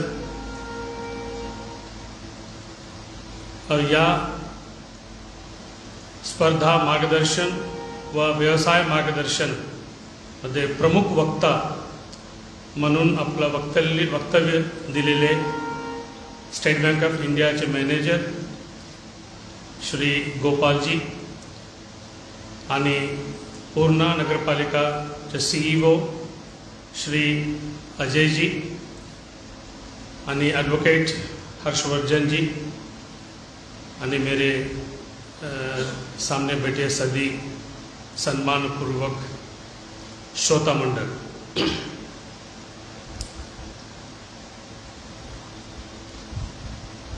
सबसे पहले मैं पूजनीय बदंती जी को धन्यवाद देना चाहूँगा, क्योंकि पिछले कहीं मौके पे मुझे आने का था, किसी कारणवश आ नहीं सका, मगर उन्होंने वो बात याद रखते हुए इस बार मुझे बुलाए और एक महत्वपूर्ण कार्यक्रम का अध्यक्ष बना, इसके लिए उनका मेरा स्पेशल धन्यवाद। यहाँ अभी आपने 2 वक्ताओं को सुना है, उनका जिम्मेदारी कर्तव्य अलग है, अध्यक्ष होने के नाते मेरे भी जिम्मेदारी कुछ अलग है। यह अध्यक्ष मतलब पूरे जो कार्यक्रम हुआ, कार्यक्रम में अपन क्या हासिल किए, क्या हासिल करना रह गया है, इसमें मेरे जो एक समारोह के तौर पर कुछ ऑब्जर्वेशंस है। पिछले 30 साल से ज़्यादा हुआ पूर्णा गांव भी नहीं, शहर भी नहीं, एक टाउन के शैक्षणिक क्षेत्र से मैं जुड़ा हूँ। कई पीढ़ियाँ पूर्णा के मेरे देखने में आया है, पर अब इस साल अभी सर ने मेरा परिचय देते हुए ये कहा कि बहुत सारे श्री गुरु गोविंद स्वामी महाविद्यालय का आज ये 39 साल हुआ है पूर्णा में स्थापन होके। पिछले 39 साल में अपने महाविद्यालय के विद्यार्थी महाराष्ट्र के शायद सभी जिलों में एक न एक अपने को मिलेगा शिक्षण क्षेत्र में। पश्चिम अभी अजय जी पश्चिम महाराष्ट्र से है, सर विदर्भा से है, मेरे विद्यार्थी पश्चिम महाराष्ट्र में भी काम कर रहे हैं, विदर्भा में भी, और मराठवाड़ा में तो काम कर रहे हैं। उसमें वरिष्ठ महाविद्यालय के विद्यार्थी है, कनिष्ठ महाविद्यालय के है, स्कूल है, और कॉम्पिटिटिव एग्जामिनेशन में हुआ है, CA है, डॉक्टर्स इंजीनियर्स ये है, सभी फील्ड में अपने महाविद्यालय के विद्यार्थी हैं। मगर शुरू में मुझे एक थोड़ा दुख हुआ है। दुख ये हुआ, पूजनीय बदंती जी ने ये जो कार्यक्रम रखा है स्पर्धा मार्गदर्शन, मुझे अच्छी बात है कि जब मैं पूरे 15 दिन का जब कार्यक्रम पत्रिका देख रहा था, उसमें अलग अलग प्रकार के कार्यक्रम रखे हैं, और उसमें एक शैक्षणिक स्पर्धा मार्गदर्शन और व्यवसाय मार्गदर्शन ये जो कार्यक्रम रखे हैं, उसके लिए उनको मैं स्पेशल धन्यवाद देना चाहता हूँ, क्योंकि स्पर्धा मार्गदर्शन या व्यवसाय मार्गदर्शन ये बहुत महत्वपूर्ण है। अपने युवा पीढ़ी जो कल के देश के जो एक पिलर्स है, उनका जीवन सुधारने की जो कोशिश उन्होंने किए हैं, तो उससे मुझे दुख ये बात है, हम जब यहाँ 2 वक्ता जो बात कर रहे थे हम ये कहेंगे कि संयोजक ने और बदंती जी ने जो एक इच्छा रख के ये जो कार्यक्रम रखे, उस कार्यक्रम में जितना युवा पीढ़ी का शामिल होना चाहिए था उतना युवा पीढ़ी शामिल हुए नहीं। ये मेरे अध्यक्ष के नाते ये मुझे कहना जरूरी है, ये मेरी जिम्मेदारी है, क्योंकि अपन इतना कोशिश करके इतना मेहनत करके एक कार्यक्रम रखना इतना आसान नहीं है। क्योंकि मैं पिछले 5 साल से जिस महाविद्यालय के प्राचार्य हूँ, तो ये कार्यक्रम रखने के लिए कितने ज़्यादा प्लानिंग की जरूरत होती है, कितने ज़्यादा ये होती है। सर लोगों ने 15 दिन से सभी लोगों के साथ संपर्क रखे हुए हैं, अपने बिजी शेड्यूल रहने के बाद भी, तो इतना मेहनत करके कार्यक्रम रखे। और अपन यहाँ जितना अभी अजय सर ने पूछा कि यहाँ कोई कॉम्पिटिटिव एग्जाम से प्रिपेयर करने वाले हैं क्या, शायद ही कोई हाथ उठा होगा। तो मेरा ये दुख ये है कि ये जो संदेश है अपने सभी युवा पीढ़ी तक जाना है। जिस युवा पीढ़ी को अपने जो उन्नति किस में है, अपने भला किस में है, वो अगर समझ में आता नहीं होगा तो अपन दोष किसको देंगे। अभी नितिन ने तो कहा, अच्छा कहा कि उनके अभ्यासिका चलाते हैं, बहुत सारे 20,000 के ऊपर किताबें हैं, और मैं यहाँ से मंच से मैं उन्हें आश्वासन देता हूँ, मैं भी कुछ किताबें स्वर्गत अम्बासडर के मैं खुद होके मैं उन्हें डोनेट करूँगा। मगर मेरा एक ही है कि अपने युवा पीढ़ियों में ऐसा कोई मोटिवेशन लाना है कि जिसे वो पढ़ाई की तरफ आना चाहिए। अभी यहाँ ये जो मंच है जिसे अपन पूछते हैं, इसका अनुयायी होने का गर्व करते हैं, बाबा साहेब का अनुयायी का गर्व करते हैं। बाबा साहेब 18 से 21 घंटे पढ़ते थे। बाबा साहेब ने क्या हासिल किया, यहाँ किसी को मुझे कहने की जरूरत नहीं है, कितने किताबें लिखी है, कितना क्या है। आज भारत के सभी क्षेत्र में, सामाजिक रहो, आर्थिक रहो, शैक्षणिक रहो, सभी क्षेत्र में जिनका इतने ज़्यादा प्रभाव है, उनके अनुयायी अपने आप को अपन गर्व से मानते हैं, मगर उनके दिखाए हुए रास्ते पे चलने के लिए ज़्यादा लोग नहीं दिखाई देते। ये मुझे थोड़ा दुख से मुझे यहाँ कहना मेरी जिम्मेदारी है। लोगों को ये गुस्सा आएगा, मगर मेरी जिम्मेदारी है अध्यक्ष होने के नाते। अभी दोनों वक्ता है, वो अपने जो गोपाल जी ने, अब वो भी मैं कहूँगा कि एक एक वक्ता ने क्या कहा। गोपाल जी ने बैंकिंग सेक्टर के बहुत ही अच्छे ढंग से उन्होंने बात रही। बाद में मैं देखा सर के पास 2 पेज का बहुत बड़ा नोट्स है। अगर ज़्यादा रिस्पॉन्स लेते थे शायद सर ने और ज़्यादा बोलते थे। इतने डिटेल उन्होंने उनके पास नोट्स मैंने देखा है। करते करते मतलब ये उत्साह हम लोगों को यहाँ अपन जो युवा पीढ़ी है अपने कैसे अपन इसमें ला सकते हैं, ये प्रभाव में ला सकते हैं। अजय जी ने भी बहुत अच्छी ढंग से उन्होंने ये सब बातें रखी। बहुत सारे विद्यार्थियों को स्पर्धा मार्गदर्शन है, ये क्यों होना चाहिए। आज़ादी के 75 साल बीत गए, बाबा साहेब के दिए हुए कॉन्स्टिट्यूशन अमल होके 70-72 साल हुए हैं। आज भी अपन सब देखते हैं, अपन सब साक्षी है, समाज में जितना बदल आना चाहिए उतने बदल आया नहीं, और बदल कहीं और से अपने से अगर शुरू किए। मैं कहूँगा कि स्पर्धा मार्गदर्शन इसलिए जरूरी है कि ज़्यादा से ज़्यादा विद्यार्थी स्पर्धा परीक्षा दे, ज़्यादा से ज़्यादा विद्यार्थी स्पर्धा परीक्षा से एक सरहदी अधिकारी अलग अलग जगह पे जाए, या व्यवसाय मार्गदर्शन उद्योजक है। किस लिए है ये? पेट भरने के लिए बहुत कुछ करने की जरूरत नहीं है, मगर ये सब किस लिए है? क्योंकि स्पर्धा मार्गदर्शन तैयार करके एक तुम सरहदी अधिकारी बन गए हैं, ये है तो समाज में अपने डिग्निटी तुम्हें मिलता है। यहाँ मिलिंद कांबले जी का नाम किसी ने सुना है क्या? जिन्होंने उद्योजक है, जिन्हें 2013 में पद्मश्री भी मिला, जिन्होंने पहला दलित Indian chamber of commerce and industry का स्थापन किए। मैं ये सब बहुत लोगों को पता होगा।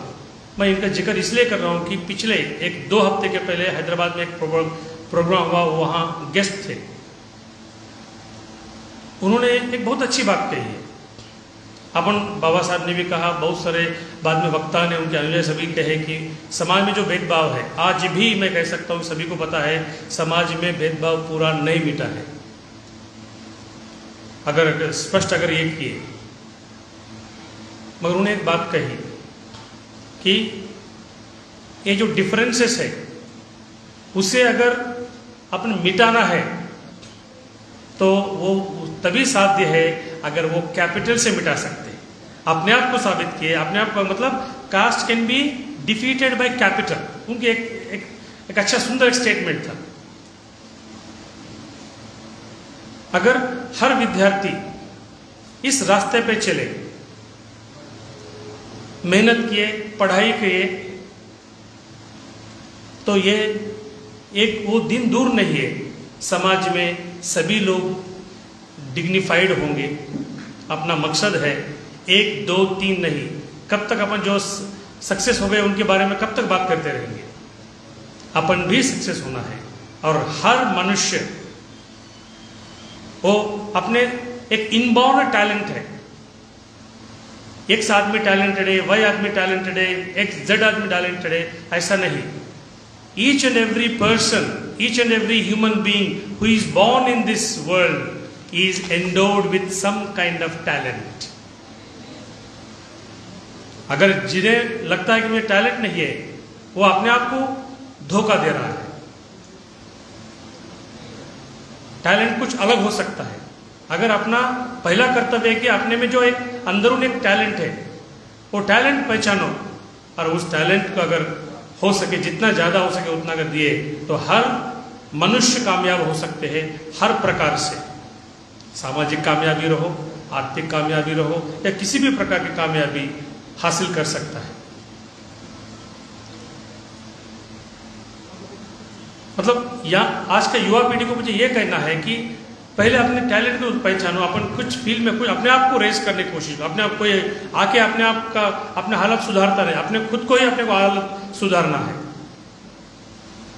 तो अपने आप को सुधारने के लिए, अपने आप की उन्नति के लिए जो ये कार्यक्रम का आयोजन किया है, इसीलिए मैं सबसे पहले फिर से ये बार बार मैं धन्यवाद इसलिए कह रहा हूँ कि इस कार्यक्रम का महत्व यहाँ बैठे लोगों को शायद ही उतना मालूम होगा।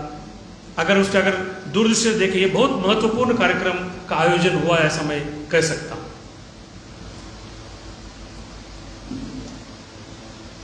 तो अध्यक्ष के समारोह में बाकी दो स्पीकर आ नहीं सके, किसी कारणवश कहीं शासकीय काम में उन्होंने बिजी है ऐसा आया है, मगर दोनों भी वक्ता ने बहुत ही अच्छे ढंग से अपने अपनी बात रखी है। आपने जो टॉपिक दिए उसे न्याय किए, पूरे पर न्याय किए हैं, इसलिए मैं वो दो वक्ताओं को धन्यवाद देना चाहूँगा। और इस कार्यक्रम आयोजित सभी पदाधिकारियों को फिर से धन्यवाद देते हुए मेरा अध्यक्षीय समारोह यहाँ मैं विराम करता हूँ। धन्यवाद।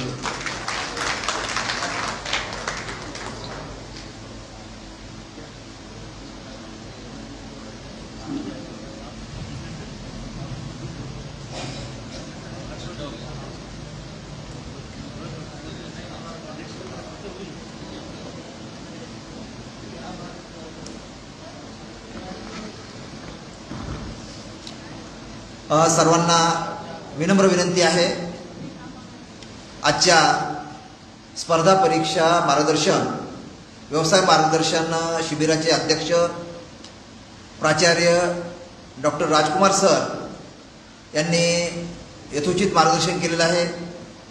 थोडी खंतसुद्धा व्यक्त केलेली आहे, कारण स्पर्धा परीक्षा मार्गदर्शन शिबिरासाठी पूर्णा शहरामधून मोठ्या संख्येनं विद्यार्थी वर्गाची उपस्थिती असायला पाहिजे होती, आणि तर निश्चितचपणे तर सर्वांनी अंतर्मुख होऊन या बाबीवर चिंतन केलं पाहिजे।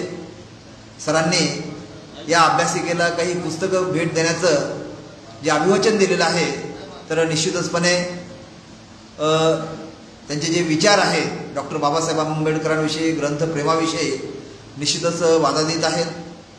खूप चांगल्या पद्धतीने त्यांनी अध्यक्ष समारोप केला। यानंतर या शिबिराला ज्यांची उशिरा उपस्थिती राहिली, आता नुकतंच त्यांचं आगमन झालं असे आदरणीय राजेशजी धूत यांचं आगमन झालेलं आहे। पूर्णा शहरातील विचारवंत आहेत, अभ्यासक आहेत, आणि पूज्य भदंत डॉक्टर उपगुप्तजी महास्तवीर यांच्याविषयी त्यांच्या मनामध्ये नितांत श्रद्धा आहे। तर त्यांचं जयंती मंडळामार्फत स्वागत करण्यात येणार आहे। सर्वप्रथम आदरणीय राजेश धूत यांना विनम्र विनंती आहे की आपण समोर यावं। सर्वप्रथम बोधिसत्व परमपूज्य डॉक्टर बाबासाहेब आंबेडकर महामानव तथागत भगवान बुद्ध यांच्या प्रतिमांना पुष्प अर्पण करून स्वागताचा स्वीकार करावा। जयंती मंडळाचे सर्व सन्माननीय पदाधिकारी, विशेषतः या ठिकाणी नुकतंच त्यांचं आगमन झालेलं आहे, आदरणीय उत्तम कांबळे साहेब क्षेत्रीय अधिकारी, त्यानंतर भारतीय बौद्ध महासभेचे माजी तालुका अध्यक्ष आदरणीय यमीव खंदारे साहेब यांना विनंती आहे की आपण धूत साहेबांचं स्वागत करावं। जयंती मंडळाचे अध्यक्ष गणेशजी सोनवणे, सचिव विजय खंडागळे हे स्वागत करतील.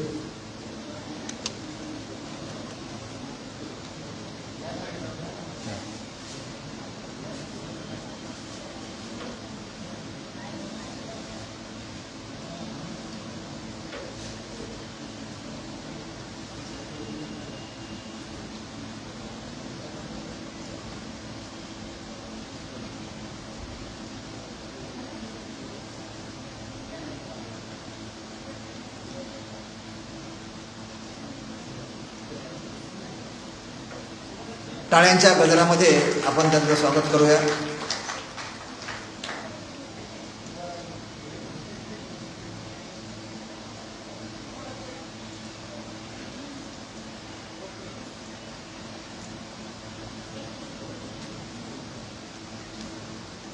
यानंतर या कार्यक्रमाच्या आभार प्रदर्शनाची जी मुख्य जबाबदारी आहे तर सुप्रसिद्ध आंबेडकरी विचारवंत आणि या चळवळीचे मार्गदर्शक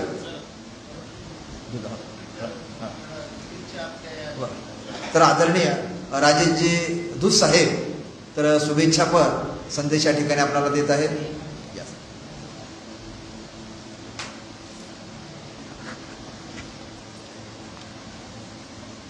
आज या पूर्णा नगरीचं भाग्य आहे.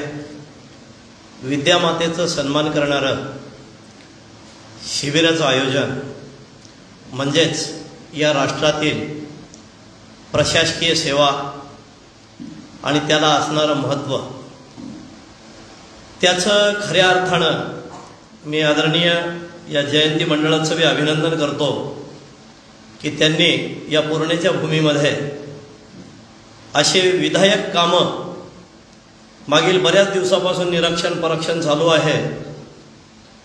15-20 वर्षापासून मी सगळ्या या गोष्टीचा अभ्यास केला आणि नंतर वाणीची सेवा देण्याचं ठरवलं. आदरणीय भंतेजी, आमचं भाग्य आहे की या पूर्णा नगरीमध्ये असं सुसंपन्न, शिक्षण संपन्न आणि संस्कार संपन्न व्यक्तिमत्व आपल्या या भूमीमध्ये आपल्या समाजकार्याची आवड निवड पेरत आहे आणि या राष्ट्राचं भविष्य कशात उज्ज्वल आहे याची महत् गाथा आदरणीय भंतेजीकडून मी बऱ्याच वेळी ऐकली, बोलली, बघितली. आज अजिंठा लेणी ही जगातील खूप प्रसिद्ध लेणी आहे. त्या लेणीमध्ये सुद्धा त्यांचं कार्य बघण्याचं सौभाग्य आम्हाला मिळालेलं आहे.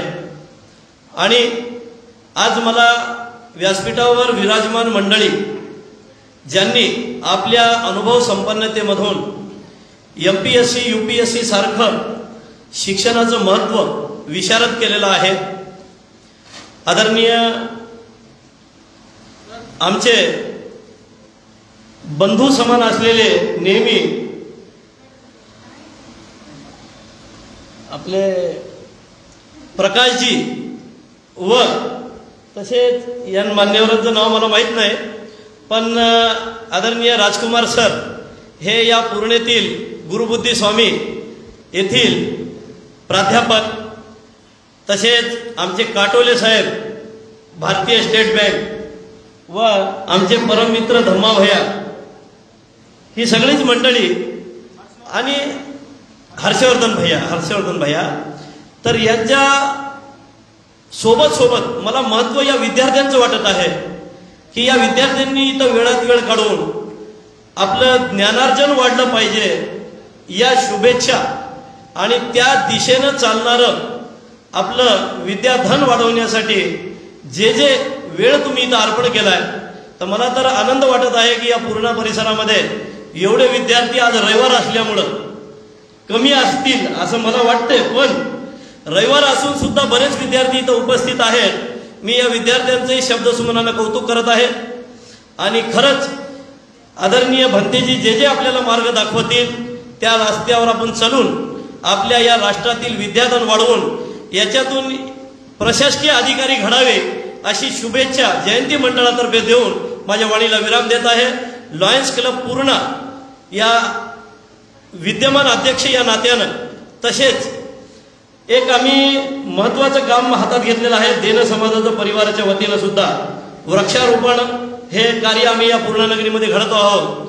तसेच गीता परिवाराच्या वतीनं आम्ही 10,000 ऑपरेशन विनाशुल्क आतापर्यंत संपन्न करून टाकले आणि 6 गाव अंधमुक्त करून टाकले. हे आमचं विजन सेंटर ताडकळसच्या त्या मुख्य रस्त्यावर आहे. कृपया ज्यांना बी लाभ घ्यायचा असेल तर महिन्याच्या 19 तारखेला तिथं एक शिबिर संपन्न होत असते. ज्यांना आवश्यक वाटेल त्या लोकांनी तिथं जाऊन मोतीबिंदूचं जे ऑपरेशन होण्याचं निदान तिथं होत असते आणि मोतीबिंदूला पात्र असलेला जर व्यक्ती असेल तर त्याला उदयगिरी नेत्रालयाच्या मार्फत सेवा प्रदान केल्या जाते आणि वापस आमच्या त्या विजन सेंटरवर वापस आणून सोडल्या जात असते. तर याचाही कृपया सगळ्यांनी लाभ घ्यावा. या प्रसंगी एवढंच मला बोलणं चांगलं वाटत आहे. महामानव डॉक्टर बाबासाहेब आंबेडकर यांनी या राष्ट्राला खूप काही दिलं. त्याचं वर्णन सुद्धा मी भत्तेजी हे 265-70 पुस्तके वाचन केली. त्याच्यानंतरच मी हे लक्षात आलं माझ्या की विद्याधन किती मोठा आहे. आणि काल परवाच आपला जागतिक पुस्तक दिवस संपन्न झाला. त्या अनुषंगानं आपल्या लायब्ररीला एक आदरणीय भंतेजीकडे मी पुस्तक बी दिलेलं आहे आणि अजून सुद्धा एक या जयंती समितीला विनंती करतो की त्यांनी एक आणलेलं पुस्तक स्वीकारावं. आणि माझं बोलणं इथंच मी थांबवत आहे. धन्यवाद.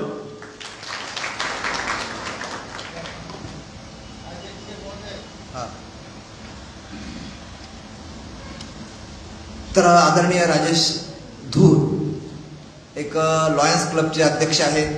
देन समाजाचं परिवाराचे अर्धवीव आहेत आणि एक ग्रंथप्रेमी आहेत. पूज्य भंतेंचे एक श्रद्धासंपन्न उपासक आहेत. खूप चांगल्या पद्धतीने त्यांनी मनोगत केलेलं आहे.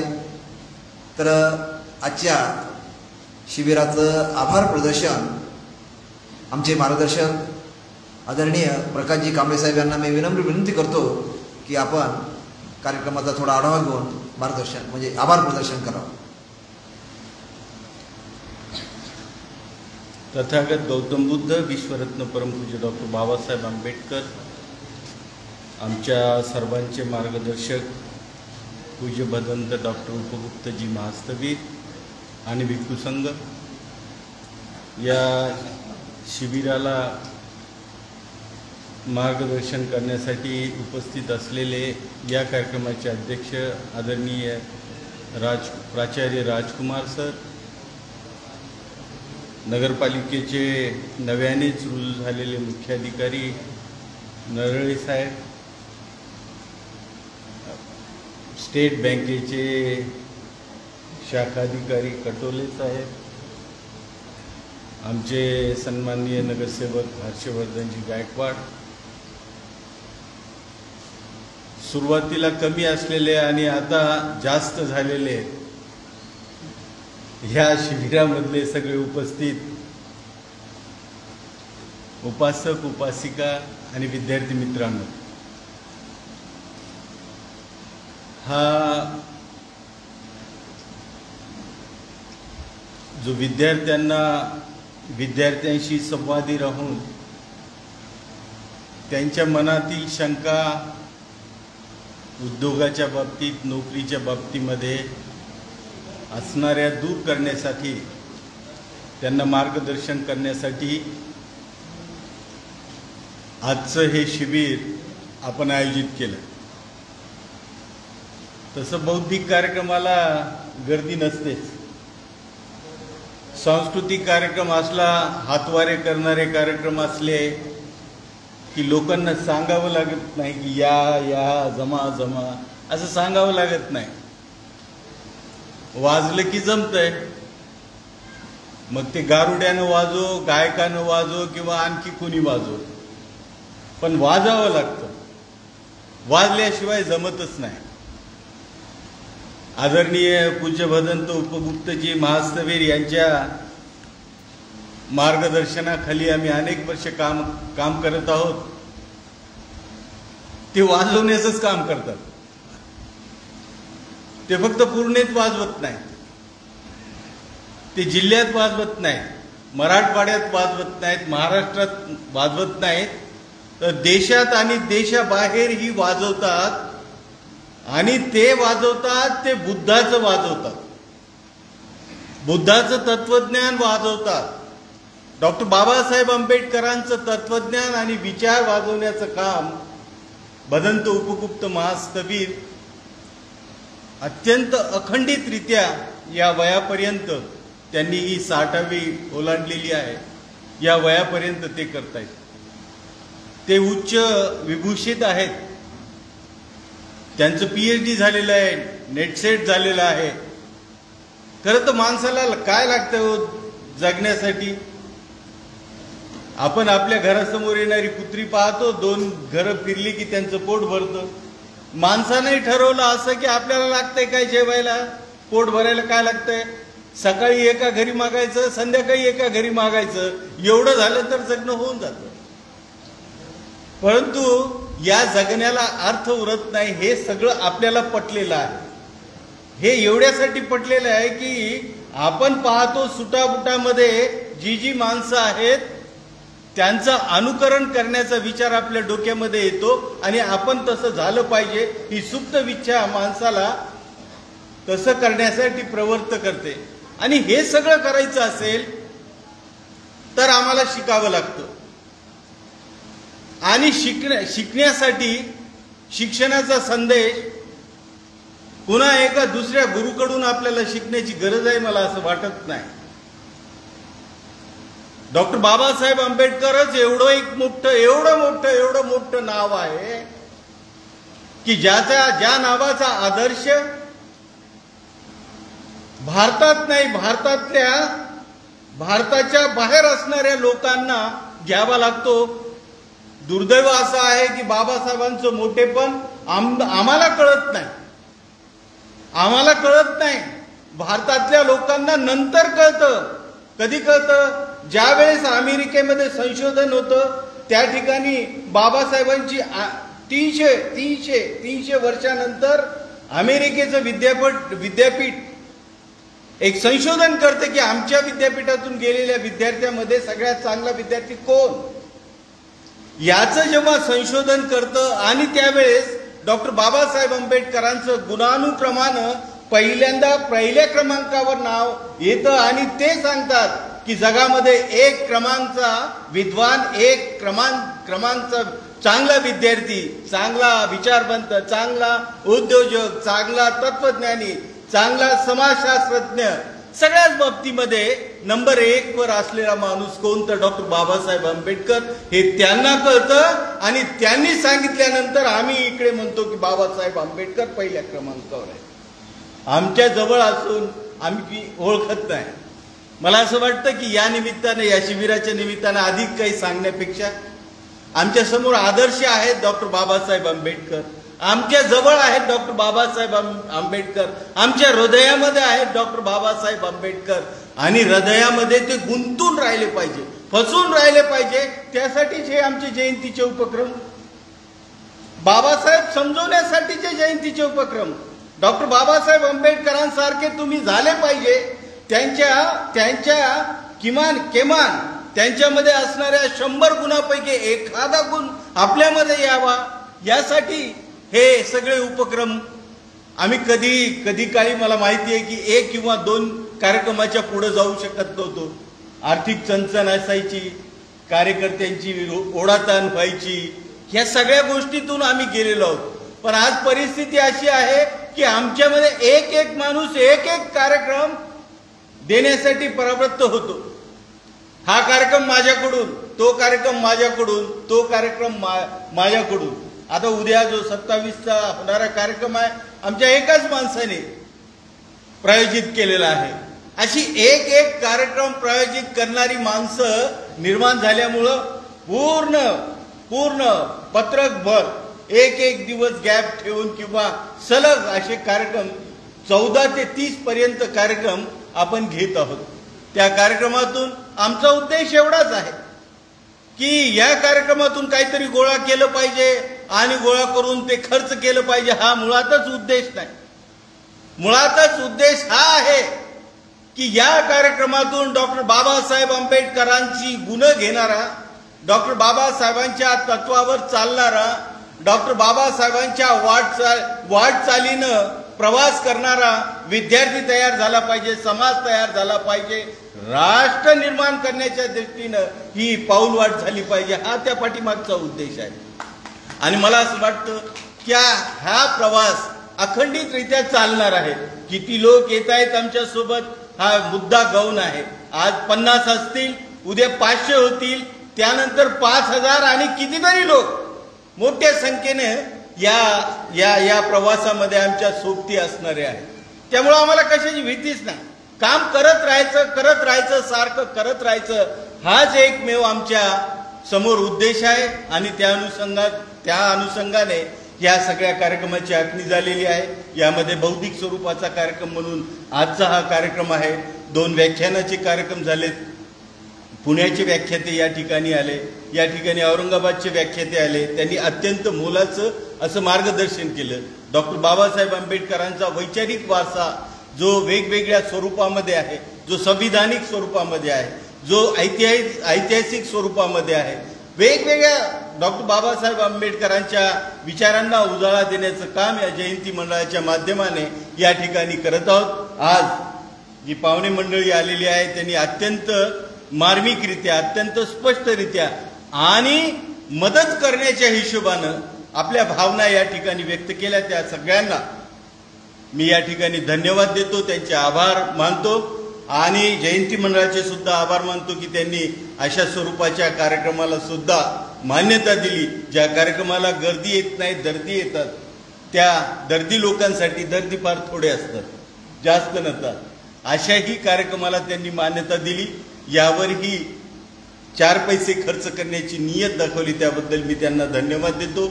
या पुढच्या सगळ्या कार्यक्रमांसाठी त्यांना प्रेरणा मिळावी अशा तऱ्हेचे उपक्रम जयंती मंडळाने करावेत, अशा प्रकारची त्यांच्याकडून अपेक्षा व्यक्त करतो. आजच्या या सर्व विचारवंत मंडळींनी आम्हा सगळ्यांना मार्गदर्शन केलं, सहकार्य करण्याचा शब्द दिला, त्याबद्दल त्यांचेही या ठिकाणी मनपूर्वक आभार मानतो. इथेच थांबतो. जय भीम, नमो बुद्धाय.